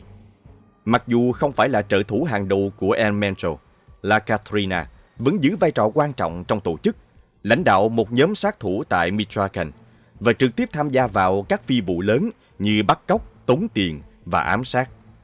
Dưới sự dìu dắt của Miguel Elemedos Fernandez, La Catrina nhanh chóng vươn lên trở thành một nhân vật chủ chốt trong CJNG. Cô khét tiếng với biệt danh lạnh lùng La Catrina, biểu tượng của tử thần và sự tàn bạo. Không chỉ đứng phía sau, La Catrina trực tiếp tham gia và hỗ trợ nhiều cuộc tấn công đẫm máu, khẳng định vai trò không thể xem nhẹ trong tổ chức tội phạm này. Biệt danh La Catrina có nguồn gốc lịch sử sâu xa, bắt đầu từ thế kỷ 20 khi họa sĩ José Guadalupe Posada sáng tạo ra hình tượng La Catrina, quý bà thanh lịch, trong một bức tranh biếm họa chính trị. Lấy cảm hứng từ nữ thần chết Aztec, người cai quản thế giới bên kia và bảo vệ hài cốt, Posada đã khắc họa La Catrina như một bộ xương trong trang phục quý tộc châu Âu, nhằm chế giễu tầng lớp thượng lưu Mexico và nhấn mạnh một sự thật không thể tránh khỏi: cái chết đến với tất cả, bất kể giàu sang hay nghèo khó. Việc Maria Guadalupe López Esquivel chọn biệt danh này không chỉ đơn thuần mang tính biểu tượng, mà còn phản ánh rõ nét sự tàn nhẫn, tham vọng quyền lực và thái độ coi thường mạng sống của cô ta. Biệt danh La Catrina dường như là lời khẳng định rằng cô chính là người cầm quyền sinh tử, thách thức mọi chuẩn mực đạo đức trong xã hội. Để khắc sâu hình tượng này, La Katrina thậm chí còn xăm hình La Katrina lên đùi trái và không ngần ngại khoe khoang trên mạng xã hội. Tuy nhiên, biểu tượng này đã trở thành hiện thực đáng sợ trong vụ tấn công kinh hoàng ngày 14 tháng 10 năm 2019 tại El Aquaque. Trong sự kiện đó, lực lượng cảnh sát đang thực hiện một lệnh khám xét thì bất ngờ rơi vào cái bẫy nguy hiểm do CJNG dàn dựng. Khoảng 30 tay súng CJNG được trang bị vũ khí hạng nặng, bao gồm súng bắn tỉa 50, AR-15 và AK-47, đã phục kích đoàn xe cảnh sát. Kết quả, 13 sĩ quan thiệt mạng và ít nhất 9 người khác bị thương. Cuộc tấn công tàn bạo này trở thành một trong những vụ thảm sát nghiêm trọng nhất nhằm vào lực lượng thực thi pháp luật Mexico trong nhiều năm gần đây. Sau vụ tấn công, CJNG thừa nhận trách nhiệm và đồng thời đưa ra lời cảnh báo mạnh mẽ tới các sĩ quan hợp tác với các băng đảng đối thủ như Los Templarios, Viacras và Chocomiles de Tepeque. Vụ việc không chỉ làm dấy lên nỗi sợ hãi trong cộng đồng dân cư địa phương, mà còn gieo rắc sự tang thương và phẫn nộ. Người dân tại El Aquaque sống trong nỗi lo bạo lực không ngừng leo thang, trong khi các sĩ quan may mắn sống sót cảm thấy bị bỏ rơi bởi hệ thống. Mục tiêu của CJNG trong vụ phục kích này không chỉ đơn thuần là tiêu diệt đối thủ, mà còn nhằm giành quyền kiểm soát El Aquaque và các khu vực lân cận, được gọi là Tierra Caliente, vùng đất nóng. Theo Falco Ernst, nhà nghiên cứu về Mexico tại Tổ chức Khủng hoảng Quốc tế, Tierra Caliente là một khu vực hỗn loạn, nơi chính quyền gần như không tồn tại và các băng đảng tranh giành quyền lực bằng những cuộc giao tranh đẫm máu diễn ra thường xuyên. Đối với CJNG, việc thống trị Tierra Caliente không chỉ mang ý nghĩa chiến lược, mà còn là lời khẳng định quyền lực tột đỉnh của chúng trong thế giới ngầm Mexico. CJNG đặt mục tiêu củng cố quyền thống trị tại Tierra Caliente, một khu vực chiến lược trong hoạt động buôn bán mai thúy, nơi các băng đảng liên tục giao tranh để giành quyền kiểm soát. Chiến lược của CJNG tập trung vào việc loại bỏ hoàn toàn các đối thủ nhỏ hơn hoặc yếu thế hơn, bao gồm cả những băng đảng có liên hệ với lực lượng thực thi pháp luật và chính trị gia địa phương. Vụ tấn công nhằm vào lực lượng cảnh sát tại El Aquaque là một thông điệp răn đe đầy tàn bạo. Bất kỳ ai hợp tác với kẻ thù của CJNG đều sẽ phải đối mặt với hậu quả khủng khiếp. La Katrina đóng vai trò quan trọng trong việc thực hiện kế hoạch này. Bằng chứng thu thập sau vụ tấn công cho thấy cô đã trả khoảng $210 mỗi tuần cho một nhóm Halcones, người cung cấp thông tin tình báo để hỗ trợ CJNG theo dõi và thu thập thông tin trong khu vực.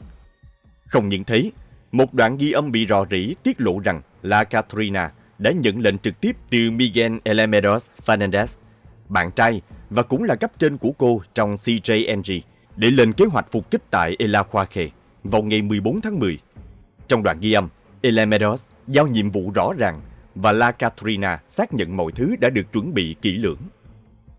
Tuy nhiên, vai trò của La Katrina trong vụ tấn công không phải là câu chuyện toàn diện. Một số sĩ quan tại El Aquaque nghi ngờ rằng vụ phục kích này không chỉ xuất phát từ CJNG, mà còn có sự tiếp tay từ các quan chức tham nhũng. Có khả năng các quan chức này đã cố tình điều động lực lượng cảnh sát cấp thấp đến khu vực nguy hiểm mà không cung cấp đủ hỗ trợ cần thiết. Sự cấu kết giữa một số chính trị gia địa phương và CJNG đặt ra câu hỏi về những khó khăn mà chính phủ Mexico phải đối mặt, không chỉ từ tội phạm mà còn từ tham nhũng nội bộ. Vụ tấn công tại El Aquaque không chỉ phơi bày mức độ tàn nhẫn của CJNG và sự tham gia sâu sắc của La Katrina, mà còn làm rõ những thách thức to lớn mà lực lượng thực thi pháp luật Mexico đang đối mặt. Từ nguy cơ bị các băng đảng tấn công cho đến những trở ngại do hệ thống tham nhũng gây ra, đây là một trận chiến dai dẳng và không cân sức. Đến tháng 1 năm 2020, chính quyền Mexico chính thức phát động chiến dịch truy bắt La Katrina, khi cô đã được xác định là một trong những nhân vật trụ chốt trong vụ phục kích tại El Aquaque. Chiến dịch cuối cùng dẫn đến một cuộc đụng độ khốc liệt tại thị trấn La Bocanada. Trước cuộc giao tranh, CJNG đã cố gắng cản trở lực lượng an ninh bằng cách phong tỏa tuyến đường Apatzingán Aguililla. Tuy nhiên, nỗ lực này nhanh chóng thất bại và lực lượng an ninh vẫn tiến hành cuộc tấn công. Trong trận đấu súng dữ dội, La Katrina bị trúng đạn và bị thương nặng. Một đoạn video tại hiện trường ghi lại cảnh cô ngồi tựa vào tường, máu chảy đầm đìa và khó thở. Dù là một nhân vật khét tiếng trong thế giới ngầm, La Katrina vẫn được các sĩ quan sơ cứu trước khi được đưa lên trực thăng để chuyển đến bệnh viện. Tuy nhiên, cô không qua khỏi vì vết thương quá nặng. Hình ảnh cuối cùng của La Katrina là trên chiếc cáng, quần jean và áo phông đen nhuốm đỏ máu khi cô được đưa lên trực thăng. Nguyên nhân tử vong được xác định là do mất máu quá nhiều từ vết thương ở cổ. La Katrina là trường hợp tử vong duy nhất được xác nhận trong cuộc đột kích. Nhưng theo một số báo cáo, nhiều thành viên khác của CJNG cũng bị thương. Ít nhất 6 thành viên của CJNG đã bị bắt giữ trong chiến dịch này. Ban đầu, có tin đồn rằng Miguel Elemendos Fernandez, bạn trai và người đứng sau nhiều kế hoạch của La Katrina, nằm trong số những người bị bắt giữ. Tuy nhiên, thông tin này sau đó đã được xác nhận là không chính xác. Ngoài các vụ bắt giữ, chiến dịch này cũng thu giữ một lượng lớn vũ khí, bao gồm súng trường, đạn dược và các phương tiện của CJNG, góp phần làm suy yếu lực lượng tại Tierra Caliente. Dù vậy, thảm kịch của La Katrina chỉ là một bước tiến nhỏ trong cuộc chiến dài hơi với một trong những tổ chức tội phạm nguy hiểm nhất thế giới. Ban đầu, có tin đồn rằng Miguel Elemendos Fernandez, cộng sự thân cận của La Katrina và là một thủ lĩnh cấp cao của CJNG tại Tierra Caliente, nằm trong số 6 người bị bắt trong chiến dịch truy quét. Tuy nhiên, thông tin này sau đó đã được xác nhận là không chính xác. Dù vậy, chiến dịch vẫn thu được kết quả đáng kể, với việc quân đội tịch thu một lượng lớn vũ khí, bao gồm súng trường, băng đạn, đạn dược và một số phương tiện được CJNG sử dụng. La Katrina qua đời ở tuổi 21, khi cuộc đời ngắn ngủi của cô phần lớn gắn liền với những hoạt động tội phạm và bạo lực. Hình ảnh một bông hồng gai mạnh mẽ, táo bạo mà cô thường xây dựng trên mạng xã hội hoàn toàn đối lập với những khoảnh khắc cuối cùng của cô, đầy sợ hãi và yếu đuối, được ghi lại trong các video tại hiện trường. Dù cô từng được coi là biểu tượng của sự tàn bạo và quyền lực trong CJNG, thảm kịch của cô lại làm nổi bật tính chất mong manh và nghiệt ngã của thế giới ngầm mà cô từng dấn thân vào. Thảm kịch của La Katrina là một lời cảnh tỉnh rõ ràng về hiểm họa luôn rình rập trong thế giới tội phạm có tổ chức. Nó nhắc nhở rằng sự quyến rũ của tiền bạc, quyền lực và danh vọng trong thế giới ngầm thường đi kèm với cái giá đắt đỏ, đôi khi là mạng sống. Mặc dù La Katrina đã ra đi, CJNG vẫn tiếp tục là một trong những tổ chức tội phạm nguy hiểm nhất Mexico và khu vực Mỹ Latin, gây ra vô số nỗi đau và bạo lực. Cuộc đời và cái kết bi thảm của La Katrina là minh chứng sống động rằng tiền bạc, mai thúy và quyền lực không thể bảo vệ bất kỳ ai khỏi số phận nghiệt ngã. 5. Không cần ra tay, ác nữ điều khiển 28 nạn nhân tự tàn sát lẫn nhau. Đây là Miyoko Sumida, một người phụ nữ trung niên trông có vẻ là khá bình thường, với khuôn mặt và dáng vóc trung bình của một người phụ nữ Nhật Bản. Và nếu không nói thì chắc chắn sẽ không có ai có thể tưởng tượng được bà ta chính là một con quỷ trong hình hài của một con người. Trong suốt 25 năm, bà ta đã dùng những lời nói và những ngón đòn tra tấn rất nhiều người, đẩy họ vào hố sâu tuyệt vọng, và sau đó họ sẽ bức bối đến phát điên lên, đến mức quay ra tàn sát người thân của chính mình, vì chỉ có như vậy thì họ mới được bà ta giải thoát. Tuy nhiên, lưới trời lồng lộng tuy thưa nhưng khó thoát, nên dù có che giấu giỏi đến đâu thì những tội lỗi này cũng bị phơi bày ra ánh sáng. Còn ác nữ này cũng đã phải trả một cái giá rất đắt cho những gì mình đã làm. Đầu tháng 11 năm 2022, tại thành phố Amagasaki, thuộc tỉnh Hyogo, một tỉnh nằm ở phía tây nam Nhật Bản, một nhóm công nhân được thuê để bốc xếp hàng hóa trong một nhà kho. Trong khi đang thực hiện công việc, họ vô tình phát hiện ra một chiếc thùng sắt cũ han rỉ nằm gọn gàng trong một góc tường. Dường như nó đã nằm ở đây rất lâu, bởi nó đã bị một lớp bụi trắng phủ quanh. Để đảm bảo việc bốc xếp hàng hóa được hoàn thành tốt, nhóm công nhân đã lật lại danh sách những đồ đạc cần chuyển đi và nhận ra chiếc thùng này không phải là đồ vật của công ty thuê họ chuyển đồ. Bởi vậy nên nó cũng không có trong danh sách. Họ vô cùng tò mò, vậy rốt cuộc chiếc thùng sắt này là như thế nào? Một trong số những người công nhân đó đã thử đẩy nhẹ một cái và nhận ra rằng chiếc thùng này thực sự rất nặng. Chỉ một người thì chắc chắn là không thể di chuyển được. Họ bắt đầu thử suy đoán xem chiếc thùng sắt này chứa gì bên trong. Có thể là sắt thép, vật liệu xây dựng, cũng có thể là hóa chất, hoặc cũng có thể là một lượng lớn những đồ vật có giá trị. Bởi vì đây không phải là đồ của bên thuê họ bốc xếp, nên họ quyết định thử mở chiếc thùng sắt bí ẩn này ra để tìm hiểu đến cùng. Khi một người dùng dụng cụ cậy nắp thùng lên được một khe nhỏ, tất cả những người công nhân xung quanh đều bị sốc bởi một thứ mùi hôi thối xộc thẳng lên mũi. Thứ mùi kinh khủng này làm cho tất cả bọn họ phải rùng mình, bởi nó chính là mùi thịt động vật phân hủy. Nghĩ vậy, họ vẫn tiếp tục mở chiếc thùng này ra với mong muốn sẽ dọn dẹp nó cho sạch sẽ. Nhưng ngay khi cái nắp được nhấc lên, tất cả bọn họ điếng người. Thứ hôi thối ở trong chiếc thùng này dường như là thân thể của một con người được trộn cùng xi măng một cách qua loa, bởi vẫn có những phần cơ thể lộ ra và phân hủy tương đối rõ ràng để có thể nhận biết.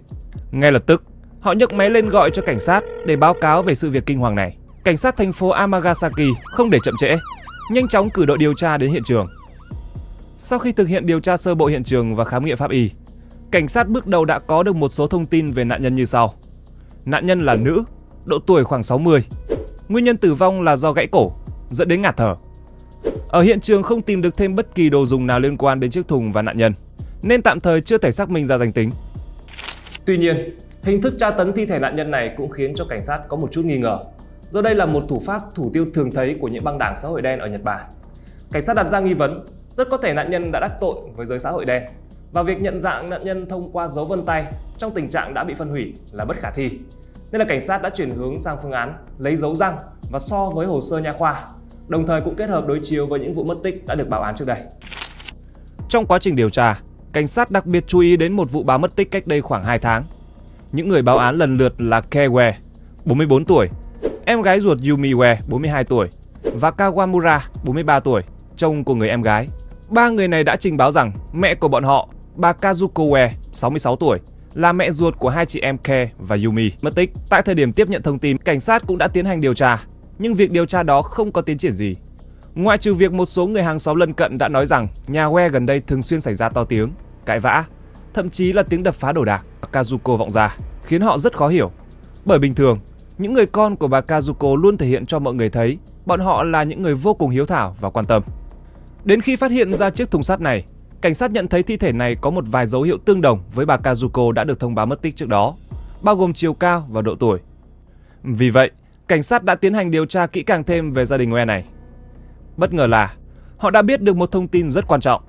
Người con rể Kawamura chính là người thường xuyên tra tấn mẹ vợ của mình, thậm chí còn tra tấn cả hai chị em nhà Ue. Đồng thời trong nhà họ thời điểm đó còn có một người phụ nữ lạ mặt cùng sinh sống. Và còn lạ lùng hơn, Kawamura thực chất đã ly hôn với người em gái Yumi Ue được một thời gian, nhưng hiện tại vẫn chung sống với gia đình nhà Ue. Với thông tin đắt giá như vậy, cảnh sát quyết định thẩm vấn Kawamura và anh ta đã nhanh chóng thừa nhận toàn bộ sự việc. Theo lời khai của Kawamura, vào khoảng 2 tháng trước, gia đình nhà họ đã xảy ra một chút mâu thuẫn. Nhưng trong quá trình đó, anh ta đã lỡ tay sát hại mẹ vợ của mình, bà Kazuko Ue. Sau khi xác nhận bà Kazuko đã qua đời, anh ta cùng vợ và chị vợ do quá sợ hãi nên đã không báo cảnh sát. 5 ngày sau đó, theo như lời khuyên của một người phụ nữ lạ mặt, cả ba người con đã chuyển cơ thể của bà Kazuko đến một kho hàng. Chính là kho hàng mà chúng ta đã đề cập đến từ đầu. Tại đây, với nỗ lực ngăn chặn mùi hôi thối tỏa ra quá mạnh, bọn họ đã đặt bà Kazuko vào trong một chiếc thùng sắt, đổ bê tông vào và đóng nắp thật chặt. Vậy là chỉ 2 tuần sau khi thi thể bà Kazuko được phát hiện, vụ án con rể sát hại mẹ vợ đã được mang ra ánh sáng. Nhưng nếu câu chuyện chỉ dừng lại ở đây, thì chắc hẳn mọi người đang rất tò mò. Vậy rốt cuộc Miyoko Sumida là ai? Và bà ta thì có liên quan gì đến câu chuyện này? Vậy thì chúng ta hãy cùng nghe tiếp nhé. Khi cảnh sát điều tra sâu hơn về vụ án của nhà Ue, họ đã nhanh chóng nhận thấy câu chuyện không hề chỉ có vậy. Gia đình Ue ban đầu có 6 thành viên: người mẹ Kazuko Ue, 2 cô con gái Kei Ue và Yumi Ue, con rể Kawamura và 2 đứa con của cặp vợ chồng con gái út. Vào một ngày tháng 4 năm 2009, trên đường đi làm, Kawamura đã vô tình cứu giúp một người phụ nữ đẩy chiếc xe nôi bị kẹt ở cửa tàu, và sau đó đã được người phụ nữ này mời về nhà chơi để cảm ơn. Tuy nhiên, không ai có thể biết được rằng đây thực chất chỉ là một cái bẫy, và Kawamura đã kéo theo cả gia đình vợ lọt vào. Liên quan đến việc chiếc xe nôi bị kẹt ở cửa tàu, công ty đường sắt, cũng chính là nơi Kawamura làm việc, đã liên hệ với người phụ nữ này và đề nghị bồi thường số tiền là 30.000 yên, tương đương khoảng gần 5 triệu đồng theo tỷ giá hiện tại. Nhưng người phụ nữ đó lại không đồng ý, ngược lại còn yêu cầu bồi thường tận 200.000 yên, tương đương với khoảng hơn 32 triệu tiền Việt. Do yêu cầu này là quá vô lý và Kawamura coi như là cũng có quen biết với người phụ nữ này, nên anh ta đành phải đứng ra đại diện công ty giải quyết. Trong cuộc trò chuyện đó, Kawamura đã thay mặt công ty đề xuất mức chi trả 180.000 yên nhưng sẽ chia thành 2 lần. Đề xuất này đã được đồng ý. Sau câu chuyện đó, Kawamura và người phụ nữ này tiếp tục giữ liên lạc, thậm chí còn trở nên thân thiết hơn thông qua những buổi đi ăn, do người phụ nữ này chủ động mời hai vợ chồng anh. Một thời gian sau, khi Kawamura và Yumi gặp khó khăn, người phụ nữ này còn rộng lượng cho họ vay mượn 20.000 yên và vẫn tiếp tục mời họ đi ăn vào mỗi khi có thời gian rảnh cuối tuần. Tuy nhiên sau đó không bao lâu, bà ta bắt đầu trở mặt.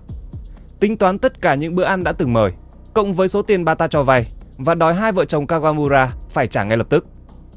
Nhưng hai người họ không có khả năng trả lại ngay được, nên đã bị bà ta ra đòn tâm lý, dần dần kiểm soát mọi thứ của nhà Uè, khiến hai vợ chồng Yumi và Kawamura ly hôn, xui khiến Kawamura nộp đơn xin từ chức, tách hai đứa con của họ ra khỏi bố mẹ, và sau cùng là khiến những đứa con của bà Kazuko thực hiện tội ác với chính mẹ của mình. Bà ta, không ai khác, chính là Miyoko Sumida, nhân vật chính của video ngày hôm nay. Ngoài gia đình Uè, bà ta còn đứng sau một loạt những vụ sát hại người thân khác, khiến tất cả 6 gia đình phải rơi vào trạng thái bị thương. Một thời gian sau khi xảy ra vụ án ở nhà Uè, cảnh sát lại nhận được thêm thông tin về sự biến mất bí ẩn của gia đình Hashimoto, bao gồm ông Hisashi Hashimoto, chủ hộ, Jiro Hashimoto, em trai của chủ hộ, và bà Hashimoto, mẹ ruột của hai anh em. Cả ba người này đều được báo mất tích từ những năm 80, nhưng đến tận năm 2012, cảnh sát mới có đủ dữ kiện để kết luận Miyoko Sumida dường như có liên quan trực tiếp đến vụ mất tích của nhà Hashimoto này. Tại thời điểm năm 2012, cảnh sát đã nhận được tin báo về việc có 3 thi thể được chôn giấu dưới sàn nhà của Miyoko Sumida. Sau đó được nhận định rằng trong số 3 người này thì có một người đàn ông và 2 người phụ nữ. Trước khi tìm hiểu xem 3 người họ là ai và tại sao gia đình Hashimoto có một nữ 2 nam, nhưng dưới sàn nhà lại chôn giấu một nam 2 nữ, thì chúng ta hãy cùng quay trở lại thời điểm Miyoko Sumida thiết lập mối quan hệ với gia đình Hashimoto này. Năm 1981, Miyoko Sumida và em gái Miyoko Sumida chuyển vào sống nhờ gia đình Hashimoto ở thành phố. Hai chị em nhà Sumida đã ở chung với gia đình Hashimoto được 6 năm, thì vào một ngày năm 1987, bà Hashimoto đột nhiên biến mất. 3 năm sau sự biến mất bí ẩn của bà Hashimoto, Miyoko đã mua một căn nhà ở thành phố Amagasaki. Giá trị của căn nhà là rất lớn, lên tới gần 30 triệu yên, tức khoảng gần 5 tỷ đồng tiền Việt Nam hiện tại. Tuy nhiên, số tiền dùng để mua ngôi nhà này không phải được trả thẳng, mà cũng chỉ là số tiền được vay mượn, và người đứng ra bảo lãnh cho hợp đồng vay nợ đó lại là Mitsue Ando, chị dâu cũ của Miyoko. Và sau đó chỉ hơn 1 năm, vào năm 2001, chủ nhà nơi hai chị em Miyoko đang ở nhờ, ông Hisashi, đã được phát hiện là bắt đầu tham gia bảo hiểm nhân thọ. Trong đó đề cập rõ ràng rằng nếu ông ấy có qua đời thì vợ hợp pháp của ông ấy sẽ được hưởng một khoản bồi thường kếch xù và thừa kế toàn bộ tài sản nhà ông ta có. Nói đến đây, chắc hẳn mọi người đều đã phần nào đó hình dung ra được tương lai tăm tối của ông Hisashi. Và quả đúng như vậy. Cụ thể thì sau khi ông Hisashi tham gia bảo hiểm một thời gian, ông ấy và Miyoko Sumida, người em nuôi của Miyoko, đã kết hôn, và không mất quá nhiều thời gian để hai chị em Sumida dàn dựng ra một buổi đi chơi hoàn hảo, khiến cho ông Hisashi phải bỏ mạng dưới một vách núi. Không còn gì nghi ngờ, người vợ hợp pháp của ông ấy lúc này, Miyoko Sumida, đã thừa hưởng toàn bộ số tiền bồi thường từ bảo hiểm, cũng như được thừa kế toàn bộ tài sản của ông ấy, trở thành người chủ hợp pháp của căn nhà nơi mà hai chị em cô ta đã ở nhờ suốt gần 10 năm. Nhưng có một sự thật mà mãi đến sau này, khi bắt được Miyoko, người ta mới biết, đó chính là việc Hisashi rơi xuống vách núi thực ra là kế hoạch của Yutaro Sumida, con trai nuôi của Miyoko. Vậy là gia đình Hashimoto 3 người, giờ chỉ còn lại một mình Jiro Hashimoto. Nhưng cũng không lâu sau đó, ông Jiro cũng đột ngột biến mất mà không rõ tung tích. Đến với thời điểm khai quật 3 thi thể từ dưới sàn nhà Miyoko lên, qua so sánh đối chiếu, phía pháp y đã kết luận rằng trong 3 thi thể có 2 thi thể là của nhà Hashimoto, một người chính là ông Hisashi Hashimoto, một người chính là mẹ ông ta. Vậy người còn lại là ai? 2 tuần sau khi có thông tin về sự biến mất của 3 người nhà họ Hashimoto, cảnh sát đã trục vớt được một chiếc thùng sắt đáng ngờ ở một vùng biển thuộc thành phố Okayama. Khi mở chiếc thùng sắt đó ra, tất cả cảnh sát đều vô cùng bất ngờ, nhưng nhanh chóng đã liên kết với vụ việc nhà Uè. Bởi lẽ trong chiếc thùng sắt đó lại là một thi thể của một người đàn ông tầm khoảng 50 tuổi đã bị phân hủy nặng và được đổ đầy bê tông. Thủ pháp phi tang này rất giống với bà Kayuko Uè. Không để chậm trễ, đội pháp y đã khẩn trương lấy mẫu và đối chiếu với hệ thống cơ sở dữ liệu, từ đó kết luận được đây chính là Jiro Hashimoto. Sau này, khi đã bắt giữ và thẩm vấn Miyoko, bà ta đã thuật lại tình cảnh dẫn đến sự mất mạng của Jiro như sau. Sau khi mẹ và anh trai biến mất, Jiro đã bắt đầu nghi ngờ hai chị em nhà Sumida. Vì vậy, Jiro đã cố gắng và thành công chạy trốn tới Tokyo vào năm 2002.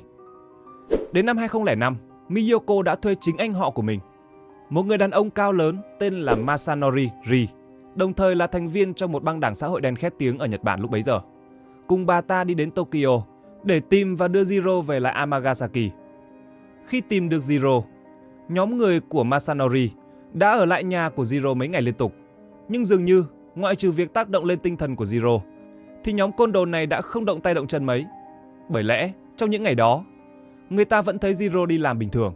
Chỉ có một điều lạ, đó chính là Jiro bắt đầu nói với đồng nghiệp rằng anh ấy thực sự lo ngại cho tính mạng của mình.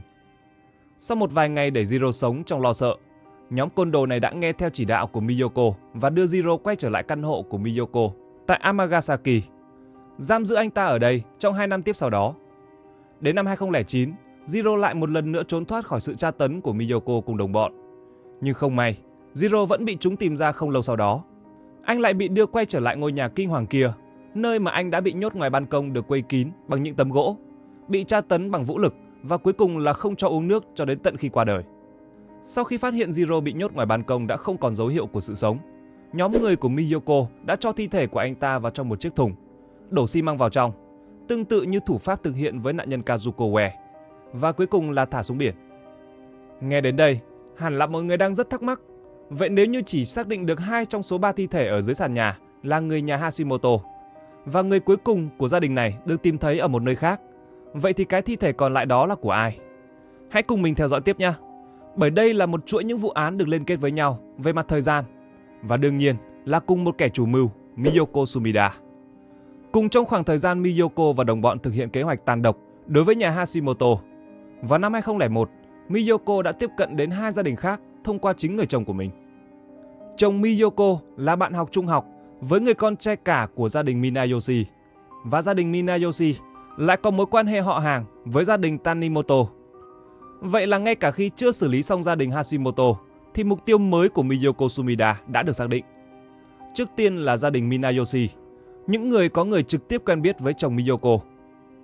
Ngoài người con trai cả, thì nhà họ còn có một người con trai và 2 người con gái khác, cùng bà mẹ là Nori Minayoshi. Sau khi kết nối được với nhà Minayoshi thông qua chồng của mình, Miyoko đã dần dần tạo dựng được một mối quan hệ thân thiết, để lại thiện cảm đối với nhà Minayoshi, giống như bà ta đã từng làm với những nạn nhân trước đây. Không lâu sau đó, bà ta đã bắt đầu lên kế hoạch khiến người con trai cả của gia đình họ, lúc đó đang làm nhân viên bảo vệ tại một trường tiểu học ở Yamagasaki, tự nguyện xin thôi việc vào năm 2002, tức chỉ 1 năm sau khi quen biết. Một thời gian sau, Miyoko đã thành công sử dụng lời nói của mình để dụ dỗ người con trai cả của gia đình Minayoshi chuyển đến sống trong căn hộ mà bản thân đã từng sử dụng để tra tấn nhà Hashimoto. Đây thực sự là một ngôi nhà mà bước vào thì dễ, nhưng bước ra thì khó. Bởi sau khi chuyển vào ngôi nhà này sinh sống khoảng 1 năm, thì anh ấy cũng đã biến mất một cách bí ẩn. Tuy nhiên, nhà Minayoshi không chỉ không nghi ngờ Miyoko khi không liên lạc được với người con trai cả, mà còn cho người con trai nhỏ chuyển vào sống trong chính căn nhà nơi anh trai của mình biến mất. Không chỉ thế, người em trai này còn bị nhóm người của Miyoko thao túng, tự nguyện chuyển quyền sở hữu căn nhà nơi 2 anh em họ từng ở sang cho Miyoko để làm sinh hoạt phí sống tại nhà của bà ta. Mãi đến sau này, vào năm 2011, người anh trai cả trong gia đình Minayoshi mới được tìm thấy vẫn còn sống tại một phòng trọ tồi tàn ở Tokyo. Khi được tìm thấy, ông ấy đã nói rằng bản thân mình đã từng cố trốn thoát và bị bắt lại nhiều lần bởi gia đình Sumida. Và lần trốn cuối cùng này thì rất may mắn, người tìm thấy ông ta là cảnh sát, chứ không phải là những con quỷ kia. Trong những trường hợp bị thao túng bởi ác nữ Miyoko, nếu như coi việc bảo toàn được mạng sống là điều may mắn và kỳ diệu nhất, thì cả 2 anh em nhà Minayoshi đều có thể làm được chuyện này. Bởi sau khi sống cùng với Miyoko trong căn hộ của bà ta một thời gian dài, thì người em trai cũng đã trốn thoát được và cuối cùng thì qua đời vì bệnh nặng ở tuổi 69. Nhưng không được như 2 người anh trước, người con trai thứ 3 của gia đình Minayoshi đã biến mất mà không có một lời giải thích. Và đến nay thì vẫn không ai có thể tìm được tung tích của người phụ nữ này. Người em gái út của nhà Minayoshi, bà Hajime Minayoshi, cũng không thoát khỏi việc bị Miyoko nhắm đến. Vào năm 2003, lần đầu tiên Miyoko đã có cuộc gặp gỡ và bắt đầu xây dựng mối quan hệ với Hajime. Sau đó bà ta hứa sẽ trả nợ cho gia đình của Hajime và thao túng nạn nhân cùng chồng là Tanimoto và 2 con gái Mariko và Rui cho bà ta chuyển vào sống trong căn nhà của họ, biến nơi đó trở thành lãnh địa tử thần của mình. Sau khi thành công thuyết phục gia đình Tanimoto cho bà ta chuyển vào nhà họ sống, Miyoko lại một lần nữa sử dụng sức mạnh của ngôn từ để chia rẽ những người nhà họ. Bà ta liên tục tiêm nhiễm vào đầu Rui, con gái út trong nhà họ, rằng mẹ cô, Hajime, chỉ quan tâm và yêu thương chị gái. Đồng thời cũng luôn hỏi bà Hajime những câu hỏi tu từ kiểu như: cô không thích Rui à? Có phải cô chỉ thích Mariko không? Về lâu về dài đã làm cho mối quan hệ giữa Rui và gia đình trở nên vô cùng tệ. Trong khoảng thời gian sống chung với gia đình Tanimoto, bà ta đã bắt đầu bộc lộ những hành vi kiểm soát và tra tấn, bạo hành cả gia đình họ bằng cách luôn giam lỏng họ trong chính ngôi nhà của mình. Thêm vào đó, khi một số người họ hàng của gia đình Tanimoto tới thăm, họ còn nhận ra rằng một bên tai của ông Tanimoto đã bị đốt. Đồng thời hai người con Mariko và Rui dường như ngày càng trở nên mất kiểm soát, sẵn sàng cãi tay đôi, thậm chí còn thực hiện bạo lực lên người bố mẹ mình. Cuối cùng, với tất cả sự tỉnh táo ít ỏi còn sót lại, người chồng đã quyết định rời khỏi ngôi nhà này. Ông đâm đơn ly hôn với bà Hajime và bỏ đi. Không lâu sau đó, Hajime cũng được cho là qua đời sau khi chịu đựng những trận vũ lực và lời nói quá quát từ cả Miyoko và những người con của mình. Cha thì bỏ đi, mẹ thì bị bạo hành đến chết. Hai người con Mariko và Rui buộc phải đưa ra những lựa chọn cho chính cuộc đời của mình. Rui, người con gái út, lúc đó mới chỉ đang học cấp 3, nhưng vốn là một người nhu nhược hơn chị gái của mình. Cô đã nghe theo lời Miyoko, chuyển về sống cùng với bà ta, và sau này còn kết hôn với Yutaro Sumida, con trai nuôi của người đàn bà tâm cơ giỏi thao túng Miyoko. Ngược lại với Rui, Mariko dường như nhận ra người phụ nữ này rất có vấn đề. Vậy nên cô không chấp nhận chuyển đến sống chung nhà với Miyoko. Sau khi không còn cha mẹ, Mariko đã cố gắng chống lại những mệnh lệnh vô lý từ Miyoko, kết hôn với một người đàn ông bình thường và đi làm tại một công ty phát triển phần mềm. Tuy nhiên, chừng nào Mariko còn ở trong tầm mắt của Miyoko, thì chừng đó cô vẫn còn bị coi là đối tượng bị bà ta nhắm đến. Cô đã từng cố gắng rời bỏ thành phố, cố giúp bản thân tránh xa khỏi sự chi phối của người đàn bà ác độc Miyoko vài lần. Trong quá trình bỏ trốn, cô đã cố gắng thay đổi một vài thông tin cá nhân của mình để tránh bị tìm thấy. Nhưng vận may của cô không thể kéo dài quá lâu. Đến năm 2007, trong một lần buộc phải quay lại Amagasaki để làm một số giấy tờ phục vụ cho việc thay đổi thông tin cá nhân, thì cô bị chính em gái ruột của mình, Rui, bắt cóc và mang về giam lỏng ngoài ban công căn hộ của Miyoko, nơi bà ta đã từng thực hiện hành vi tương tự với người con trai út nhà Hashimoto. Mariko đã bị giam giữ và tra tấn ngoài khu ban công đó suốt 1 năm trời, đến khi Miyoko sai khiến trợ thủ đắc lực của bà ta lúc đó là Rui hành hạ cô cho đến khi không còn sự sống. Và mãi đến sau này, vào năm 2012, khi mọi chuyện vỡ lở ra, thì người ta mới biết được rằng chính chồng của Mariko là người chỉ điểm, báo tin cho nhóm người của Miyoko, gián tiếp khiến cô phải chịu tra tấn và giày vò đến cuối đời. Ngày 14 tháng 10 năm 2012, trong cuộc điều tra mở rộng về chuỗi các vụ án có liên quan đến Miyoko Sumida, cảnh sát Nhật Bản đã khai quật được 3 thi thể gồm 2 nữ và 1 nam, được chôn trong khu nhà của gia đình Minayoshi. Người phụ nữ đầu tiên được xác định là cao khoảng 1m50, tóc bạc, độ tuổi từ khoảng 60 đến 80. Sau này đã được xác định chính là bà Mitsue Ando, chị dâu cũ của Miyoko, người mà bà ta đã lợi dụng để đảm bảo cho khoản vay mua nhà năm xưa, sau đó thủ tiêu để bịt miệng. Người phụ nữ thứ hai được xác định là một người phụ nữ trẻ, độ tuổi chỉ khoảng từ 20 đến 30 tuổi. Tuy nhiên, mái tóc bị cắt ngắn, chỉ dài khoảng 10 cm. Qua xét nghiệm DNA đã được xác định là Mariko, chị gái của Rui. Và người đàn ông duy nhất trong 3 thi thể chôn dưới sàn nhà Minayoshi, cũng là người duy nhất được bọc trong một tấm ga trải giường, đã được xác nhận là một người thuộc gia đình Tanimoto, cụ thể là chú ruột của Rui. Thực chất, ngôi nhà này của gia đình Minayoshi đã không có ai ở từ năm 2003, cũng chính là năm mà bà Nori Minayoshi được cho là biến mất. Thực tế, bà Nori không phải là nạn nhân của nhóm Miyoko, mà chỉ đơn thuần là qua đời vì tuổi cao, và mãi cho đến cuối năm 2012, khi cảnh sát điều tra đến ngôi nhà của gia đình bà, thì người ta mới biết được một sự thật, rằng bà đã được chôn cất tại nhà của một người bạn ở Kagawa. Và trong suốt 8 năm đó, Rui là người đã giấu giếm bà đã qua đời, nhằm chiếm đoạt đến hơn 4 triệu yên tiền trợ cấp, tương đương khoảng gần 650 triệu tiền Việt theo tỷ giá hiện tại. Nghe câu chuyện đến đây rồi, không biết mọi người có thắc mắc tại sao lại nói tội ác của Miyoko là tội ác kéo dài suốt 25 năm không? Để mình lý giải cho mọi người nhé. Hãy cùng quay lại những năm 1990, khi bằng một điều thần kỳ nào đó, Miyoko Sumida đã tiếp cận và làm quen với Kentaro Yokochi, người con út trong gia đình Yokochi, khi đó đang trong trạng thái lo lắng vì nợ nần một số tiền rất lớn, ảnh hưởng đến cả gia đình họ. Bắt được thời cơ, Miyoko đã chủ động đề xuất nhà Yokochi cứ để bà ta ứng tiền ra để thanh toán trước số tiền nợ đó. Nhưng dần dần, bà ta đã biến nó trở thành cái cớ để bắt ép gia đình họ phải bán hết đất đai, nhà cửa. Không chỉ vậy, trong nhiều năm liền, cả gia đình họ đã bị buộc trở thành những bao cát để Miyoko và đồng bọn sử dụng vũ lực tra tấn, đến mức mẹ của Kentaro đã qua đời trong đau đớn vào năm 1999. Không lâu sau đó, anh trai của Kentaro quá uất ức do không thể bảo vệ mẹ nên đã lựa chọn tự kết thúc cuộc sống của mình. Sau khi loại bỏ được những thành viên không thể lợi dụng và sai bảo của gia đình Yokochi, bà ta đã nhận nuôi 2 người duy nhất còn sống sót là người anh lớn Yutaro Yokochi và cậu em trai Kentaro Yokochi. Do 2 người này đã thể hiện được rằng bản thân hoàn toàn sẵn sàng phục tùng Miyoko. Sau đó, bà ta đã đổi tên bọn họ theo họ của mình. lần lượt là Yutaro Sumida và Kentaro Sumida, biến bọn họ trở thành những tay sai đắc lực cho những kế hoạch dài hơi sau này. Vậy Miyoko Sumida thực sự là người như thế nào? Và vì sao mà bà ta lại trở thành một con quỷ như vậy? Chúng ta lại một lần nữa quay trở về quá khứ, khi Miyoko mới chỉ là một đứa trẻ. Miyoko Sumida sinh năm 1948 và dành gần như toàn bộ thời gian của cuộc đời mình tại thành phố Amagasaki, tỉnh Hyogo, Nhật Bản. Dường như việc bà ta luôn muốn sống cùng gia đình các nạn nhân, hoặc ngược lại, mời nạn nhân tới ở với mình, là được học từ cha ruột. Cha của Miyoko là một người làm trong ngành xây dựng, quản lý một lượng nhân viên nhất định. Ngoài thu nhập từ công việc chính thống, cha bà ta còn kiếm thêm tiền bằng cách cho những người nhân viên sống trong chính ngôi nhà của mình để giảm bớt gánh nặng chi phí nhân công. Ngoài ra, việc này cũng là một cách thức thao túng tâm lý những người công nhân, khiến họ vì cản nể mà phục tùng và nghe lời cha của Miyoko hơn. Và đây cũng là bài học đầu đời, dạy cho Miyoko biết được làm thế nào để có thể điều khiển và o ép người khác phải làm theo ý mình từ rất sớm.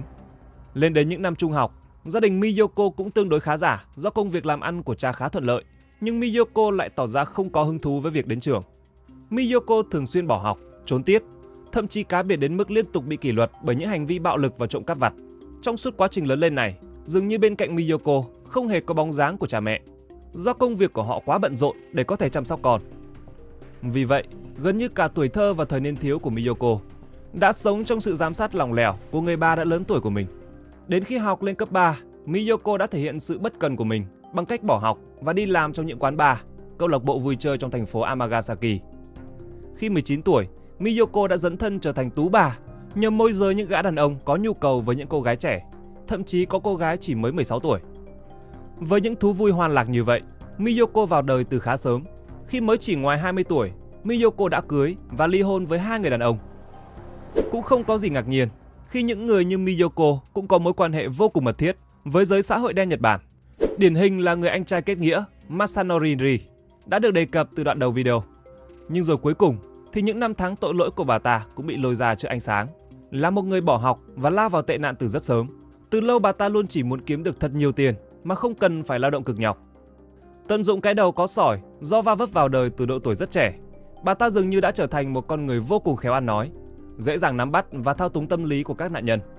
Từ đó khiến họ phải trở thành con mồi hoặc tay sai cho bà ta. Đối với những đứa trẻ thiếu thốn cả tình yêu thương của phụ huynh, lại có tư duy lệch lạc về nhân sinh quan như Miyoko, việc biến bản thân thành kẻ cầm đầu để được phục tùng dường như là sợi dây cuối cùng để níu lấy lòng tự tôn và tự thôi miên rằng bản thân có giá trị.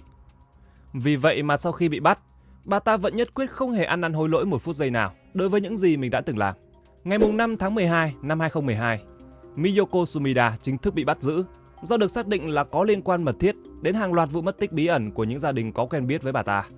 Sau khi bị bắt giữ, bà ta liên tục nói về việc bản thân không muốn tiếp tục sống, khiến trại tạm giam buộc phải đưa bà ta vào danh sách theo dõi đặc biệt để tránh việc bà ta tự sát. Tuy nhiên, vào tờ mờ sáng ngày 12 tháng 12 năm 2012, tức là chỉ một tuần sau khi chính thức bị bắt, bà ta được phát hiện đã ngừng thở với một chiếc áo sơ mi dài tay màu đen quấn quanh cổ. Ngay lập tức, cảnh sát đã đưa bà ta đến bệnh viện để cấp cứu, nhưng mọi nỗ lực đã trở nên quá muộn bởi bà ta thực sự đã qua đời từ trước khi được đưa đến bệnh viện, bất chấp việc được kiểm tra sự sống 4 lần mỗi giờ. Với sự ra đi đột ngột của Miyoko Sumida, ba trùm của toàn bộ những kế hoạch làm cho các gia đình tàn sát lẫn nhau, không bao giờ chúng ta có thể biết được chính xác số nạn nhân của chuỗi vụ án này, ngoại trừ 8 người đã được xác nhận một cách chắc chắn là nạn nhân của bà ta. Thực sự thì Miyoko Sumida là một người đàn bà vô cùng thông minh và nhạy bén, nắm được điểm yếu của hầu hết các nạn nhân cũng như tay sai thân cận của bà ta. Ngoài ra thì từ đầu video đến bây giờ, hoàn toàn không có một vụ án nào là do bà ta trực tiếp khiến đôi tay của bản thân phải nhuốm máu. Nên nếu như bà ta còn sống thì không biết khung hình phạt cuối cùng dành cho bà ta sẽ là gì. Nhiều khi chúng ta hay đề cập đến một khái niệm, đó là tòa án lương tâm. Nhưng mà dường như đó chỉ là khái niệm dành cho những tên tội phạm vẫn còn lại một chút phần người. Còn như Miyoko Sumida, đây có lẽ không còn là một con người nữa, mà đây phải là một con quỷ. Vậy nên, dù có còn sống thì mình dám chắc là bà ta cũng sẽ không bao giờ cảm thấy nổi một chút hối lỗi nào gợn lên bên trong con người của mình. 6. Vụ án Jordan Worth bạo hành chồng thân tàn ma dại như thời Trung Cổ. Xin chào các bạn. Hôm nay, chúng ta hãy cùng quay trở lại nước Anh năm 2012, tại quận Bedfordshire, nằm ở phía đông. Đây cũng là khu vực nối giữa London và các thành phố trung tâm khác. Bởi vậy, quận Bedfordshire được coi là một nơi có vị trí đắc địa và cũng là nút giao thông quan trọng của nước Anh. Địa điểm này thu hút được rất nhiều doanh nghiệp trong và ngoài nước đặt trụ sở. Thêm nữa là giao thông ở đây cũng rất thuận tiện. Câu chuyện mà hôm nay chúng ta đề cập đến cũng xảy ra tại đây. Nhân vật chính là Alex. Anh cùng bạn gái yêu nhau đã được 5 năm. Nhưng tình yêu của Alex lại không phải là một tình yêu màu hồng. Thay vào đó là cuộc tình màu nước mắt, mà người ta thấy anh với những vết thương chằng chịt. Đến khi cảnh sát đưa anh đi chữa trị thì bác sĩ đã nói rằng có thể anh sẽ không qua khỏi nếu cứ như vậy thêm 10 ngày nữa. Câu chuyện của cặp đôi khá kỳ lạ. Từ khi Alex 16 tuổi đã quen bạn gái xinh đẹp được ví như thiên thần. Cô ấy chính là tình yêu sét đánh xuất hiện với Alex. Anh còn sẵn sàng cắt đứt mọi mối quan hệ với người thân, gia đình, bạn bè để được bên cạnh người mình yêu. Cứ ngỡ cuộc sống của cặp đôi sẽ giống như trên thiên đường, ngọt ngào và đầy lãng mạn như những cặp tình nhân khác khi mới yêu. Nhưng không, thay vào đó, Alex bị đối xử không khác gì một con vật, có khi còn tệ hơn nữa. Anh phải ngủ trên sàn nhà, ăn thức ăn thừa và bị tăng tương tác dã man với những dụng cụ như ấm đun nước, gậy đánh bóng hay những con dao dài như gươm giáo thời xưa. Điều này đã để lại trên thân thể Alex những vết thương khó chữa lành. Vì vết thương cũ chưa kịp khô, đã chồng thêm những vết thương mới. Và người thực hiện những hành vi độc ác man rợ này không ai khác, chính là cô bạn gái thiên thần của anh, người mà anh yêu thương hết mực.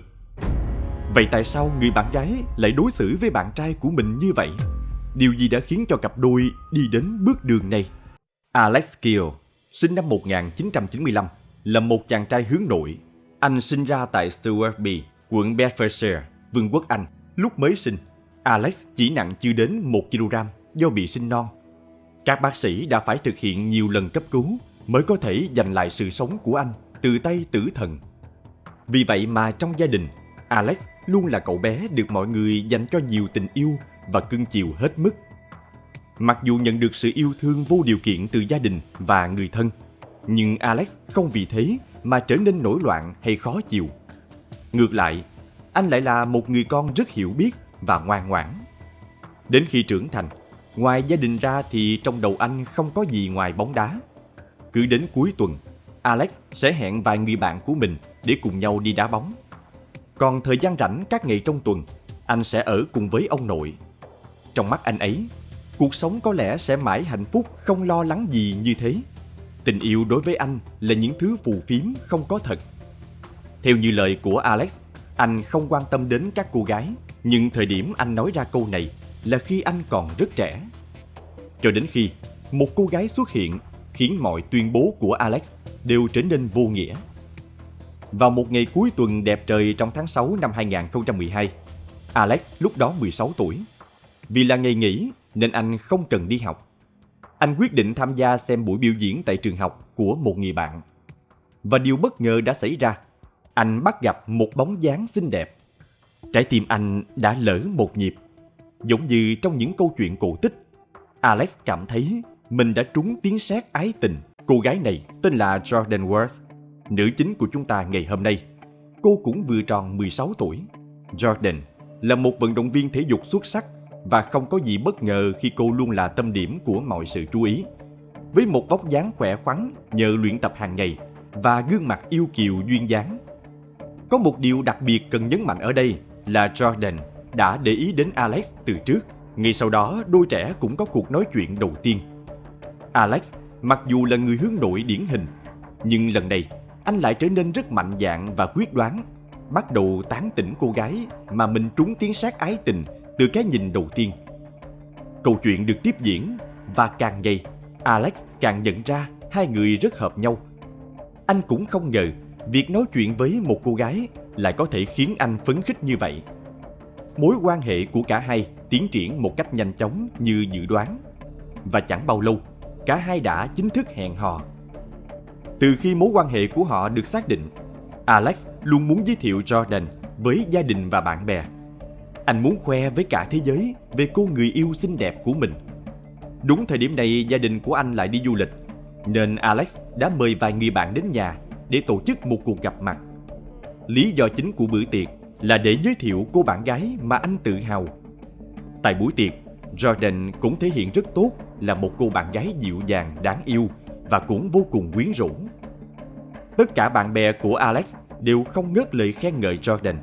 Họ đều cảm thấy cô ấy rất thu hút và dễ gần, cứ như mọi người đã là bạn bè từ lâu rồi vậy. Alex rất hạnh phúc khi mọi người đều quý mến bạn gái của mình. Mọi người trong bữa tiệc cũng đều vui vẻ hòa mình với âm nhạc, hát hò rồi nhảy múa.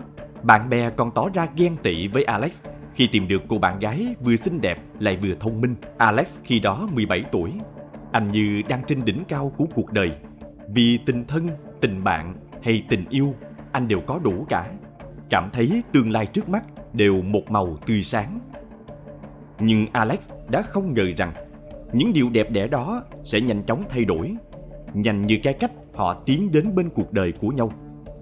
Jordan bắt đầu chán ghét kiểu tóc hay bộ đồ mà Alex đang mặc. Cô tỏ ra không thích cái này, chán ghét cái kia. Alex lúc đó bị tình yêu che mờ lý trí. Anh không nghĩ quá nhiều. Jordan vẫn là nữ thần trong lòng anh, và anh cũng tỏ ra là một người bạn trai lý tưởng. Chỉ cần Jordan không thích gì, anh đều có thể thay đổi, miễn cô ấy vui là được. Cuộc sống hạnh phúc của cặp đôi cũng được coi là trôi qua êm đẹp. Chớp mắt đã đến tháng 4 năm 2013. Lúc này Jordan 18 tuổi. Gia đình Alex đã đặc biệt đặt vé nhạc kịch Sư Tử tại một nhà hát kịch ở London để kỷ niệm cho sinh nhật, đánh dấu sự trưởng thành của cô. Thế nhưng, đang giữa buổi biểu diễn thì Alex không thấy bạn gái của mình đâu. Jordan đột ngột biến mất. Anh đã tìm kiếm khắp nơi, đến cả nhà vệ sinh nữ cũng không bỏ qua. Alex lúc này rất hoảng loạn nên đã gọi cả gia đình cùng tìm kiếm. Anh đã rất lo lắng cho người bạn gái biến mất vào nửa đêm tại một thành phố lớn như London. Anh lo lắng tìm kiếm khắp nơi. Đến tận 1 giờ sau đó, mọi người mới thấy Jordan tại sảnh của khách sạn. Hóa ra, cô ấy đã trở về khách sạn một mình từ lâu. Sự việc này đã khiến cho Alex nhớ mãi. Lúc đó Jordan còn có một nụ cười kỳ quái trên môi khi gặp anh. Nhưng việc này mới chỉ là bắt đầu cho một chuỗi những sự kiện kỳ lạ liên tục xảy ra sau đó của Jordan mà thôi. Mâu thuẫn giữa Jordan và gia đình Alex xảy ra không ngừng. Đỉnh điểm là ngày 17 tháng 8, 4 tháng sau đó. Đây cũng là ngày sinh nhật thứ 18 của Alex và người anh em sinh đôi. Cả gia đình đã tổ chức một bữa tiệc sinh nhật trang trọng. Họ còn mời rất nhiều người thân và bạn bè đến tham dự. Nhưng trái với sự vui vẻ của người khác, thì Jordan đã làm một việc khiến cho Alex không thoải mái. Jordan xảy ra xích mích với một cô gái trẻ khác. Cô đã nói những lời lẽ không lịch sự trước mặt mọi người. Cô gái này là con gái bạn thân của mẹ Alex nên anh cũng biết. Xung đột này đã thu hút sự chú ý của tất cả mọi người. Tất cả ánh mắt đều đổ dồn về phía hai cô gái trẻ. Buổi tiệc đang vui vẻ đột nhiên bị gián đoạn, và người khơi mào cho mâu thuẫn không ai khác lại chính là bạn gái của Alex. Alex ban đầu muốn giải quyết mọi thứ theo cách nhẹ nhàng nhất có thể, nhưng Jordan lại khiến cho tình huống càng tệ hơn khi đẩy Alex vào hoàn cảnh phải chọn một trong hai. Âm nhạc đúng vào thời khắc này lại dừng đột ngột. Tất cả phụ huynh đều yêu cầu Jordan rời đi. Phía Alex luôn cảm thấy đây là điều không nên. Anh không muốn Jordan rời đi trong ấm ức. Nước mắt anh cũng không tự chủ mà rơi xuống. Bạn của Alex thấy anh như vậy thì không chịu nổi, bèn kéo anh vào nhà vệ sinh để giúp anh bình tĩnh lại. Nhưng thời điểm đó, Alex vẫn một mực tin yêu bạn gái mình. Anh còn hét lên là sẽ chăm sóc Jordan, sẽ luôn bên cạnh và yêu thương cô. Sau chuyện này, mọi người xung quanh đều không mấy vui vẻ. Họ cũng nhận ra Jordan là một người ích kỷ. Cô chỉ muốn Alex là của riêng mình. Cho dù anh có đi cùng gia đình cũng sẽ khiến cô ghen tức. Sau xung đột ở bữa tiệc sinh nhật, Jordan vẫn không biết kiềm chế lại. Cặp đôi cũng ngày càng cãi vã nhiều hơn. Trong một lần xảy ra mâu thuẫn, cô còn làm hỏng sim điện thoại của Alex để anh không thể liên lạc được với bạn bè nữa.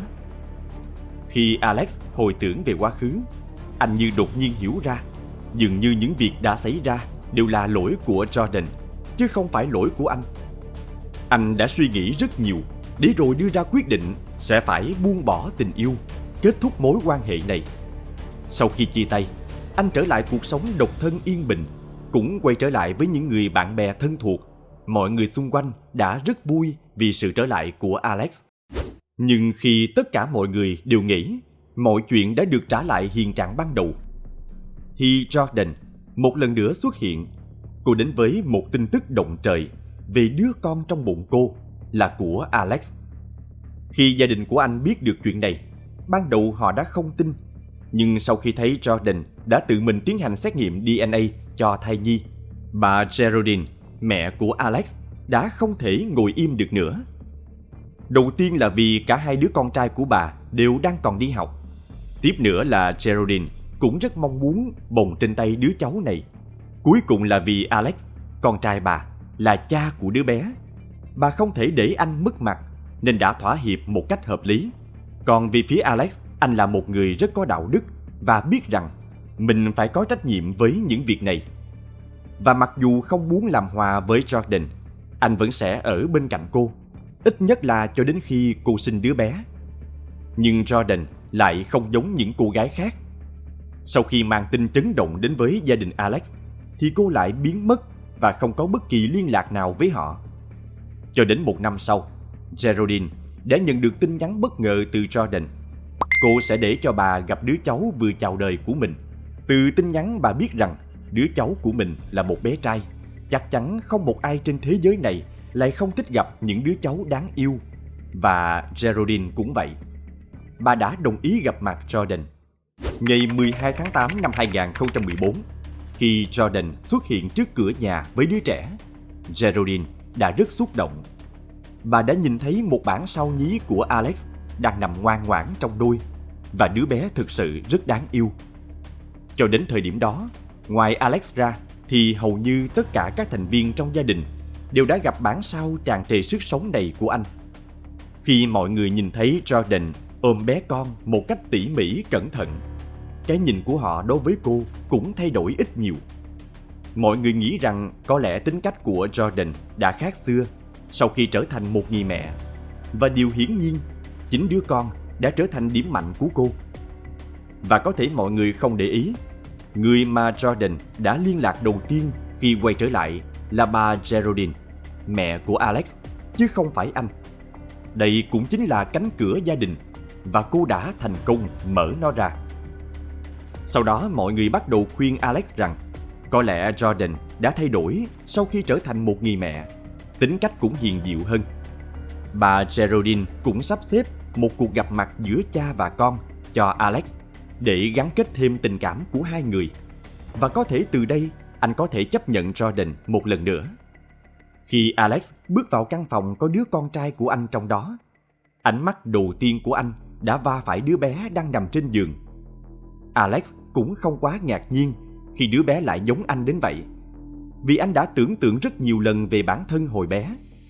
Cơ thể nhỏ bé đang khẽ cựa mình trên chiếc chăn bông mềm mại. Trong thoáng chốc, Alex đã không thể cưỡng lại sự đáng yêu này. Anh đã trở nên yêu thích cậu bé. Điểm đặc biệt hơn nữa là ông của Alex, ông cụ, đã đón nhận đứa trẻ với tình yêu thương mãnh liệt. Và không khó để đoán điều xảy ra tiếp theo. Alex đã chấp nhận Jordan một lần nữa. Khi bạn bè của anh biết điều này, thì gia đình nhỏ đã bắt đầu chung sống hòa bình.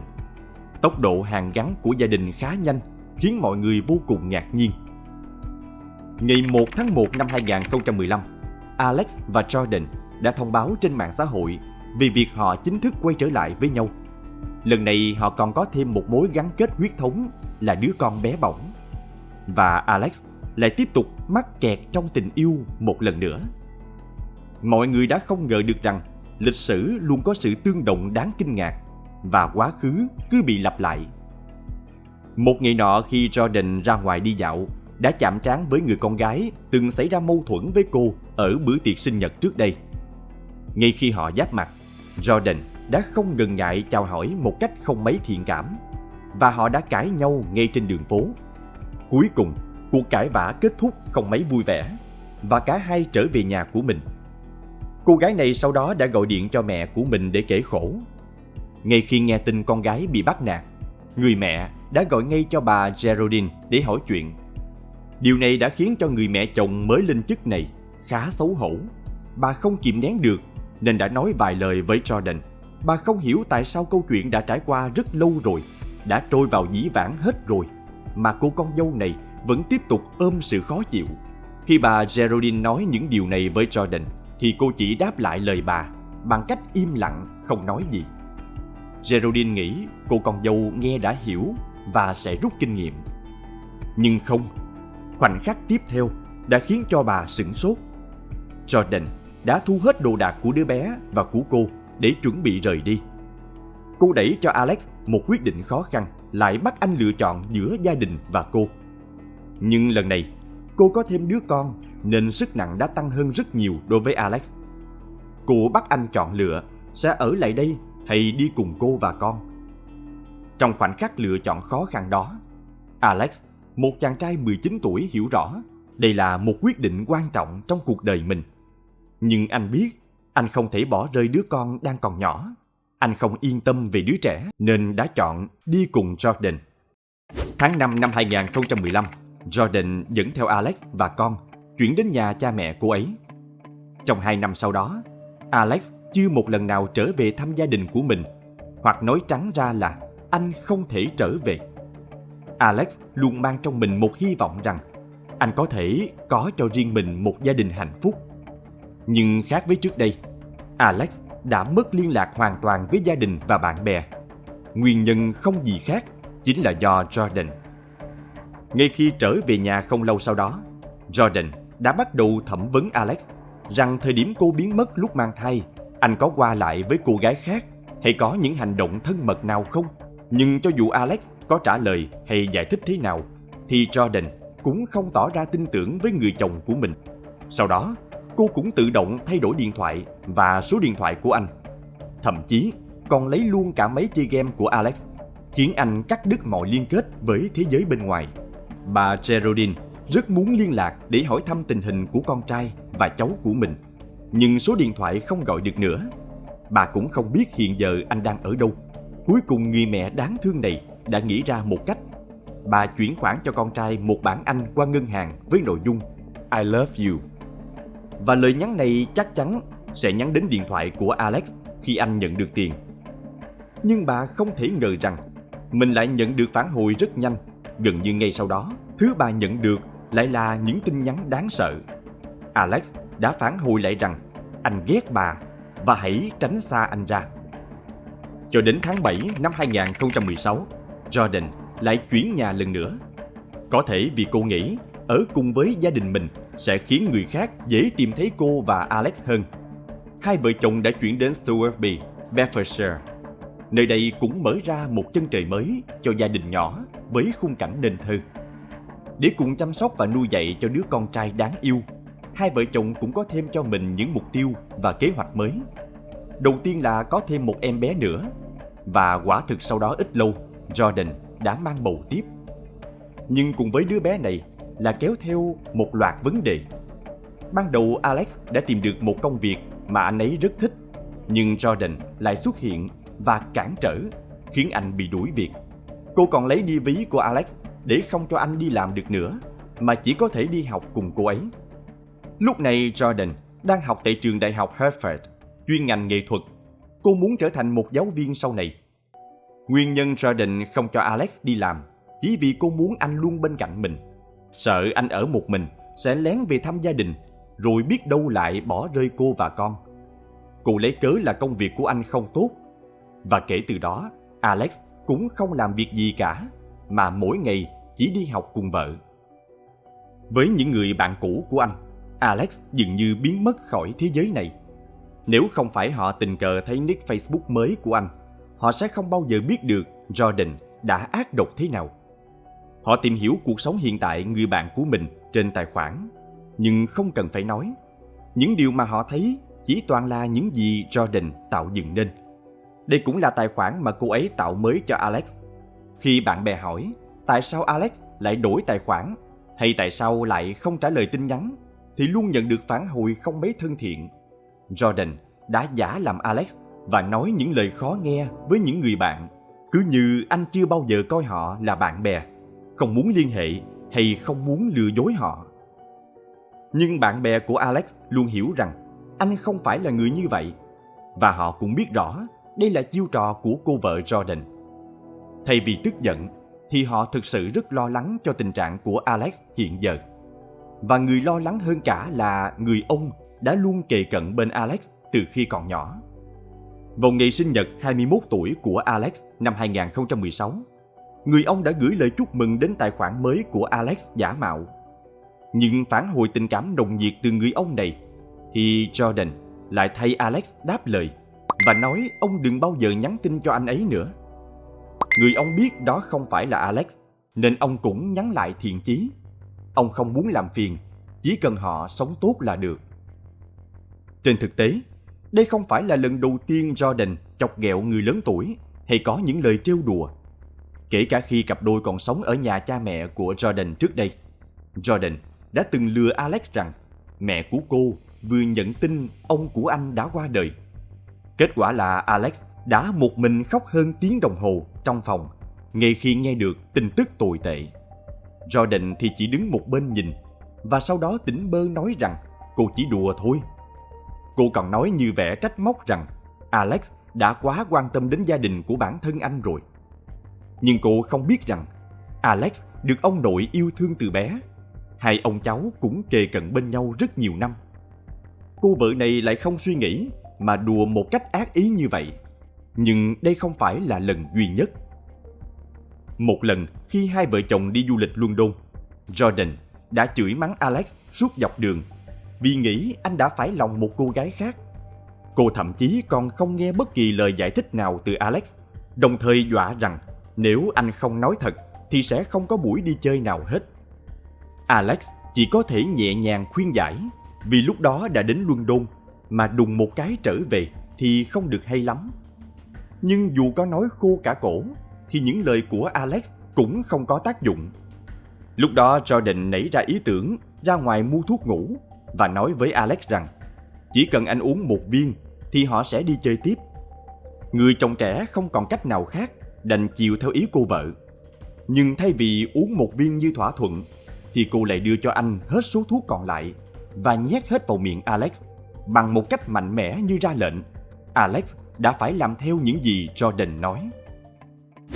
Tuy nhiên, những sự kiểm soát trước đó vẫn còn cho Alex chút không gian để thở. Cuộc sống sau này của anh mới thật sự rơi xuống địa ngục. Khoảng từ tháng 9 năm 2016, Jordan đã bắt đầu áp đặt bạo lực lên người chồng. Mỗi ngày, Alex sẽ nhận một trận đòn mà không thể nào trốn thoát được.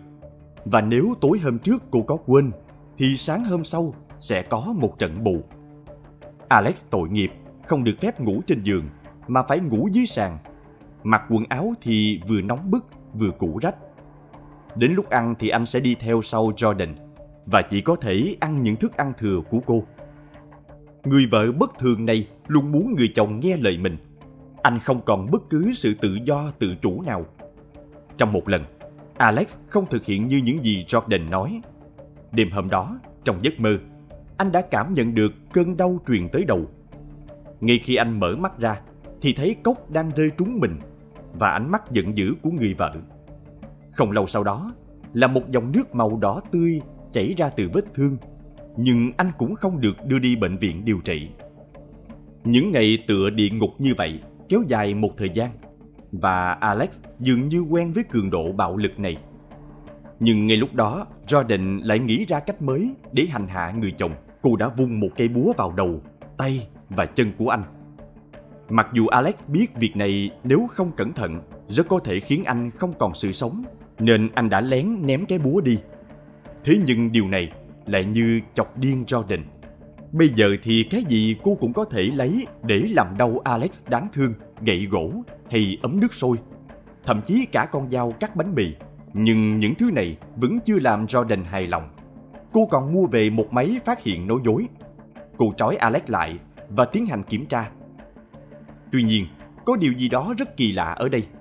Vì cho dù Alex có nói dối hay không, thì máy vẫn sẽ kêu. Và ngay khi máy phát hiện nói dối kêu lên, cũng là lúc Jordan sẽ dùng nước sôi để khiến Alex đau khổ.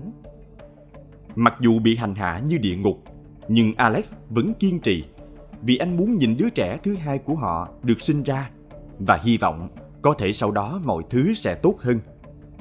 Không lâu sau, con gái Alex của họ đã chào đời một cách suôn sẻ.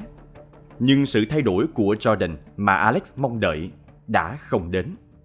Hành vi tàn bạo ngày càng trở nên nghiêm trọng. Đến cuối cùng, Jordan đã cầm dao xuống tay với người chồng mà cô yêu. Ngày 3 tháng 6 năm 2017, khoảng 1 giờ sáng, bạo lực gia đình lại tiếp tục diễn ra. Tiếng đe dọa của Jordan và tiếng xin lỗi của Alex đã khiến hàng xóm chú ý. Sau đó, cảnh sát của quận Bedfordshire nhanh chóng đến nhà. Thanh tra Ed đã gõ cửa, nhưng trái với những gì anh nghĩ thì Jordan xuất hiện với một tinh thần hoàn toàn bình tĩnh. Cô đã nói với phía cảnh sát rằng Alex đã tự làm bản thân bị thương. Nhưng khung cảnh trong nhà đã khiến cho mọi người nghi ngờ. Họ chỉ thấy Alex ngồi thu lu chỗ cầu thang với vẻ sợ hãi. Anh đi chân trần và đầy vết thương, bắp tay bọc một cái khăn, và khắp nhà thì vương vãi toàn là vệt đỏ. Quần áo rải rác trên sàn, và còn có vết loang đỏ trong phòng tắm. Điều này khiến cho mọi người không khỏi liên tưởng đến những điều khủng khiếp vừa xảy ra. Thậm chí, cảnh sát còn tìm thấy trong phòng ngủ một con dao dài có răng cưa. Họ chỉ nhìn lướt qua đã thấy vết thương trên tay của Alex khớp hoàn toàn với lưỡi dao. Nhưng cho dù cảnh sát có hỏi thế nào, thì anh cũng chỉ cúi đầu khẳng định rằng do bản thân mình tự làm và mọi việc không liên quan đến Jordan. Cuối cùng, phía cảnh sát chỉ có thể đưa anh đến bệnh viện để chữa trị trước. Nhưng khi Alex chuẩn bị được đưa vào phòng mổ, thì Jordan xuất hiện và nhất quyết muốn đưa người chồng đi. Y tá bên cạnh vừa ngạc nhiên vừa lo lắng, đã vội vàng gọi bác sĩ đến. Nhưng điều này cũng không thể ngăn cản người phụ nữ điên. Trước khi họ rời đi, bác sĩ phải thì thầm hỏi nhỏ Alex xem anh có chắc chắn bản thân sẽ không sao khi về nhà hay không. Và Alex đã gật đầu. Sau đó thì theo Jordan trở về nhà. Một tuần sau, vào chiều ngày 11 tháng 6 năm 2017, cảnh quen thuộc lặp lại thêm một lần nữa. Cặp vợ chồng tiếp tục cãi nhau. Hàng xóm thấy vậy đã gọi cảnh sát. Lần này vẫn là thượng úy Ed đến, và camera của anh đã ghi lại toàn bộ cuộc hỏi thăm này. Nhưng người mở cửa hôm đó lại là Alex. Ed thấy anh rụt rè, chỉ thò đầu ra phía sau cánh cửa. Ánh mắt của anh trốn tránh và đầy vẻ sợ hãi lo lắng. Khi cảnh sát hỏi về các vấn đề bạo lực gia đình, anh đã nhanh chóng phủ nhận và nói rằng họ chỉ cãi nhau bình thường do gia đình có quá nhiều áp lực. Cho dù vậy, Ed vẫn cảm thấy cần phải đưa anh đến bệnh viện thêm một lần nữa. Nhưng ngay khi họ chuẩn bị rời đi, thì Jordan xuất hiện với đứa con gái nhỏ đang được ẵm trong lòng. Cô chỉ ra nói lời tạm biệt với Alex, nhưng ánh mắt họ đã giao tiếp với nhau một cách kỳ lạ mà cảnh sát Ed không thể lý giải. Tiếp đó, Ed đưa Alex ngồi vào xe cảnh sát. Anh nhìn người đàn ông trước mặt và hỏi một cách nghiêm túc lúc nào thì anh mới cho họ biết chân tướng vụ việc và vấn đề mà anh thực sự cần sự giúp đỡ. Cho dù Ed đã nói như vậy, nhưng Alex vẫn từ chối hợp tác cho đến khi cảnh sát tắt camera nhiệm vụ của mình. Lúc này người chồng mới có chút thả lỏng và hạ bớt sự cảnh giác. Anh cũng thừa nhận mình bị Jordan bạo hành, nhưng không quên nhắc nhở Ed rằng đừng nói với ai rằng anh đã nói điều này. Hãy giả vờ là hàng xóm mới là người tiết lộ sự thật. Cho đến thời điểm này thì cảnh sát Ed đã hiểu khái quát vấn đề. Anh ấy đã sai người đưa Alex đến bệnh viện ngay sau đó, còn bản thân thì quay trở lại nhà và tiến hành tra hỏi Jordan. Người vợ thể hiện sự tự tin và trò chuyện rất thoải mái. Rõ ràng cô ta là bậc thầy diễn xuất. Ngay sau đó, Ed đã đưa Jordan về trụ sở cảnh sát. Trên đường đi, Jordan còn hỏi một cách đầy hứng thú rằng cô phải ở đó 1 tiếng hay bao lâu, vì cô ta còn đang chưa nhận thức được chuyện gì đã xảy ra. Bên phía bệnh viện, Alex nhận được báo cáo tử thần. Lúc đó anh ấy chỉ nặng chưa đến 45 kg, với nhiều vết thương hở bị nhiễm trùng. Các bác sĩ khi đó khẳng định Alex có thể sẽ qua đời nếu bị giam cầm thêm 10 ngày nữa. Alex cũng cho biết Jordan đã làm anh bị đứt gân cổ tay. Cô ấy thậm chí còn dội nước sôi lên tay Alex và bắt anh quấn vết bỏng của mình bằng màng bọc thực phẩm, khiến tay của anh bị bỏng cấp độ 2 và 3. Trên đường đưa anh trở về, cảnh sát còn mời anh ăn cơm gà ở McDonald's. Tại đây, Alex đã xúc động đến phát khóc. Anh nói đây là món ăn ngon nhất mà anh từng ăn. Lâu lắm rồi Alex mới được ăn một bữa cơm nóng hổi và ngon như vậy. Sau 2 năm mất tích, anh chàng cuối cùng cũng được trở về với gia đình và bạn bè của mình. Anh cũng có thể ngủ trên chiếc giường êm ái một lần nữa. ăn bữa cơm nóng hổi với ông nội thân yêu. Không lâu sau, Alex cũng thành công đón 2 đứa trẻ về ở cùng mình. Trong khoảng thời gian 2 năm mà anh bặt vô âm tính, bà Geraldine đã mơ về con trai rất nhiều lần. Bà lo lắng cho anh nhất trong số 3 người con trai của mình, vì khi được sinh ra, anh chỉ nặng chưa đến 1 kg do bị sinh non. Phải trải qua rất nhiều lần cấp cứu, anh mới được cứu sống. Điều này cũng dễ hiểu, vì Geraldine là một người mẹ, chăm lo cho gia đình là một điều không thể thiếu. Và việc bà dành nhiều sự quan tâm với Alex cũng là dễ hiểu, vì anh hồi bé rất yếu ớt. Đến ngày 28 tháng 9 năm 2017, Jordan bị cáo buộc với 17 tội danh, bao gồm tội gây thương tích nghiêm trọng, có hành vi đe dọa và kiểm soát người khác. Cô ta cũng không có tiền sử tâm thần hay trầm cảm, vì vậy sẽ phải chịu trách nhiệm toàn bộ cho những gì bản thân đã gây ra. Cho đến tháng 4 năm 2018, Jordan thừa nhận mọi hành vi phạm tội của mình trong mối quan hệ với Alex, như bạo lực, đe dọa, kiểm soát hay nhiều tội khác. Sau đó, cô ta đã bị phán 7 năm tù giam, nhưng được giảm một nửa bản án. Jordan cũng là người phụ nữ đầu tiên ở Anh vì hành vi bạo lực kiểm soát mà bị giam giữ. Nhưng sau đó, do các quy trình pháp lý và các lý do khác, Jordan đã được miễn án. Cũng có thể là do cô có nhiều hành vi tốt khi ở trong tù. Chỉ sau 1 năm rưỡi trong tù, cô được tạm thời tự do nhưng vẫn bị hạn chế tiếp xúc với Alex. Còn về phía người chồng, sau này Alex đã dũng cảm hơn và đồng ý trả lời phỏng vấn từ các bên truyền thông. Anh đã dùng câu chuyện của mình để nói lên công bằng. Vào tháng 2 năm 2019, bộ phim tài liệu về anh ấy đã được phát hành. Điều này đã tạo ra một làn sóng phẫn nộ rất lớn. Từ đây, mọi người mới bắt đầu chú ý đến những người đàn ông bị ngược đãi. Còn về việc tại sao Alex lại không biết tự bảo vệ mình khi anh là một người trưởng thành, hoàn toàn có khả năng trốn thoát khỏi người vợ ác độc? Câu hỏi này cũng là chủ đề mà nhiều người quan tâm nhất. Trước đây anh chưa bao giờ nói điều gì về Jordan. Lúc này, Alex đã trả lời rằng bản thân lúc đầu cảm thấy bình thường, sau đó anh nghĩ rằng mọi chuyện sẽ tốt lên. Nhưng tiếp sau đó, anh còn không thể liên lạc với bất cứ ai. Lúc này, Alex cũng đã nhen nhóm ý nghĩ rời đi. Nhưng Jordan đã nói sẽ dùng xe hơi để tiễn anh sang thế giới bên kia nếu anh chạy trốn. Những điều này đã khiến cho anh sợ hãi và không dám bỏ trốn nữa. Sau này, Alex trở thành huấn luyện viên bóng đá được tài trợ bởi tổ chức từ thiện chống bạo lực gia đình. Anh ấy cũng sẵn sàng kể câu chuyện của chính mình như một bài học. Anh cũng dạy người khác cách nhận biết dấu hiệu bạo lực và cách tự giải thoát bản thân.